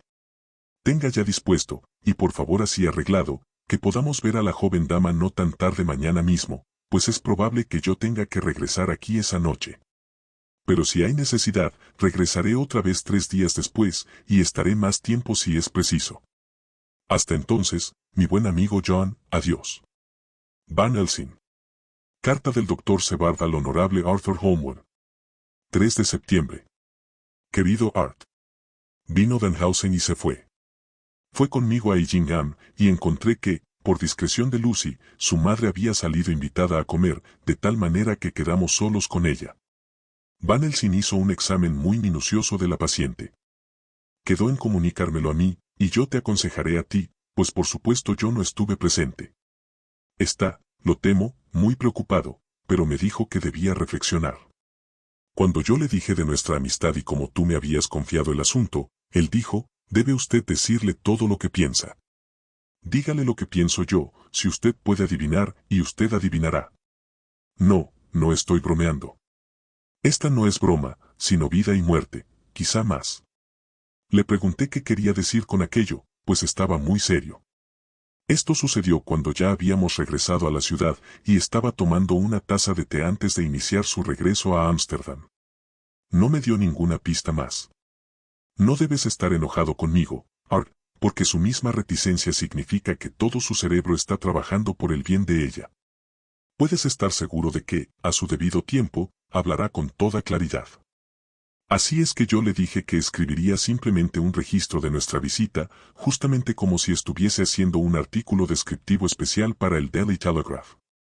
Pareció no tomar nota de ello, y solo comentó que el hollín de Londres no era tan malo como solía ser cuando él era estudiante aquí. Yo recibiré su informe mañana, si tiene tiempo para hacerlo. En todo caso, recibiré una carta. Bien, ahora, a la visita. Lucy estaba más alegre que el día que la vi por primera vez, y desde luego parecía estar mucho mejor. Había perdido algo de aquella mirada fantasmal que tanto te inquieta, y su respiración era normal. Fue muy dulce con el profesor, siempre lo es, y trató de que se sintiera tranquilo. Sin embargo, yo pude ver que la pobre muchacha estaba haciendo un gran esfuerzo. Creo que Van Housen también lo notó, pues bajo sus espesas cejas vi aquella rápida mirada que también conozco. Entonces, comenzó a charlar de todas las cosas posibles menos de nosotros y las enfermedades, y lo hizo con tanto ingenio que yo pude ver cómo la pretendida animación de Lucy se convertía en realidad. Entonces, sin que se notara el cambio, mi maestro llevó la conversación suavemente al motivo de su visita y dijo calmadamente: «Mi querida joven, tengo este gran placer porque usted es encantadora. Eso es mucho, querida, aunque estuviera aquí ese a quien no veo. Me dijeron que estaba usted desanimada, y que tenía una palidez fantasmal. A ellos les digo, va, y tronó los dedos, agregando a continuación, pero usted y yo les vamos a demostrar cuán equivocados están». «¿Cómo puede él?», dijo, y me señaló con la misma mirada y gesto con el que me había sacado de su clase en cierta ocasión, o mejor dicho, después de esa ocasión. «¿Cómo puede él saber nada acerca de jóvenes? Él tiene sus locos con quienes juega, y a quienes devuelve la felicidad, juntamente con la felicidad de aquellos que lo quieren. Es bastante lo que hace, y, pero hay recompensas, en el mismo hecho de poder restaurar esa felicidad. Más de jovencitas. No tiene mujer ni hija, y los jóvenes no confían en los jóvenes, sino en los viejos como yo, que han conocido ya tantos dolores y las causas de ellos. Así es, querido, que lo enviaremos a que se fume un cigarro en el jardín, mientras usted y yo tenemos una pequeña charla confidencial». Acepté la sugestión y salí del cuarto, hasta que al cabo de un rato el profesor salió por la ventana y me pidió que entrara. Parecía preocupado, pero dijo: «He efectuado un minucioso examen, pero no hay ninguna causa funcional. Estoy de acuerdo con usted en que ha habido mucha pérdida de sangre, pero no la hay. Además, el estado general de la joven no muestra ningún síntoma de anemia. Le he pedido que me envíe a su sirvienta para que yo pueda hacerle un par de preguntas, de tal manera que no quede oportunidad de perder algo. Yo sé muy bien lo que dirá. Y sin embargo, hay una causa, siempre hay una causa para todo. Debo regresar a casa y pensar. Usted debe enviarme el telegrama todos los días, y si hay motivo, vendré otra vez. La enfermedad, pues no estar del todo bien esa enfermedad, me interesa y también me interesa a ella, la dulce jovencita. Me encanta, y por ella, si no por usted, o por enfermedad, vendré». Y como te digo, no quiso decir más, ni cuando estuvimos solos. «Así es, Art, que ya sabes todo lo que yo sé. Mantendré una estricta vigilancia. Espero que tu pobre padre siga mejor. Debe ser una cosa terrible para ti, mi querido viejo, estar situado en una posición tal entre dos personas que son tan queridas para ti. Yo conozco tu idea del deber para con tu padre, y haces bien en ser fiel a ella, pero si hay necesidad, te enviaré un mensaje para que vengas de inmediato a donde Lucy, de tal manera que no te acongojes de más, a menos que recibas noticias mías.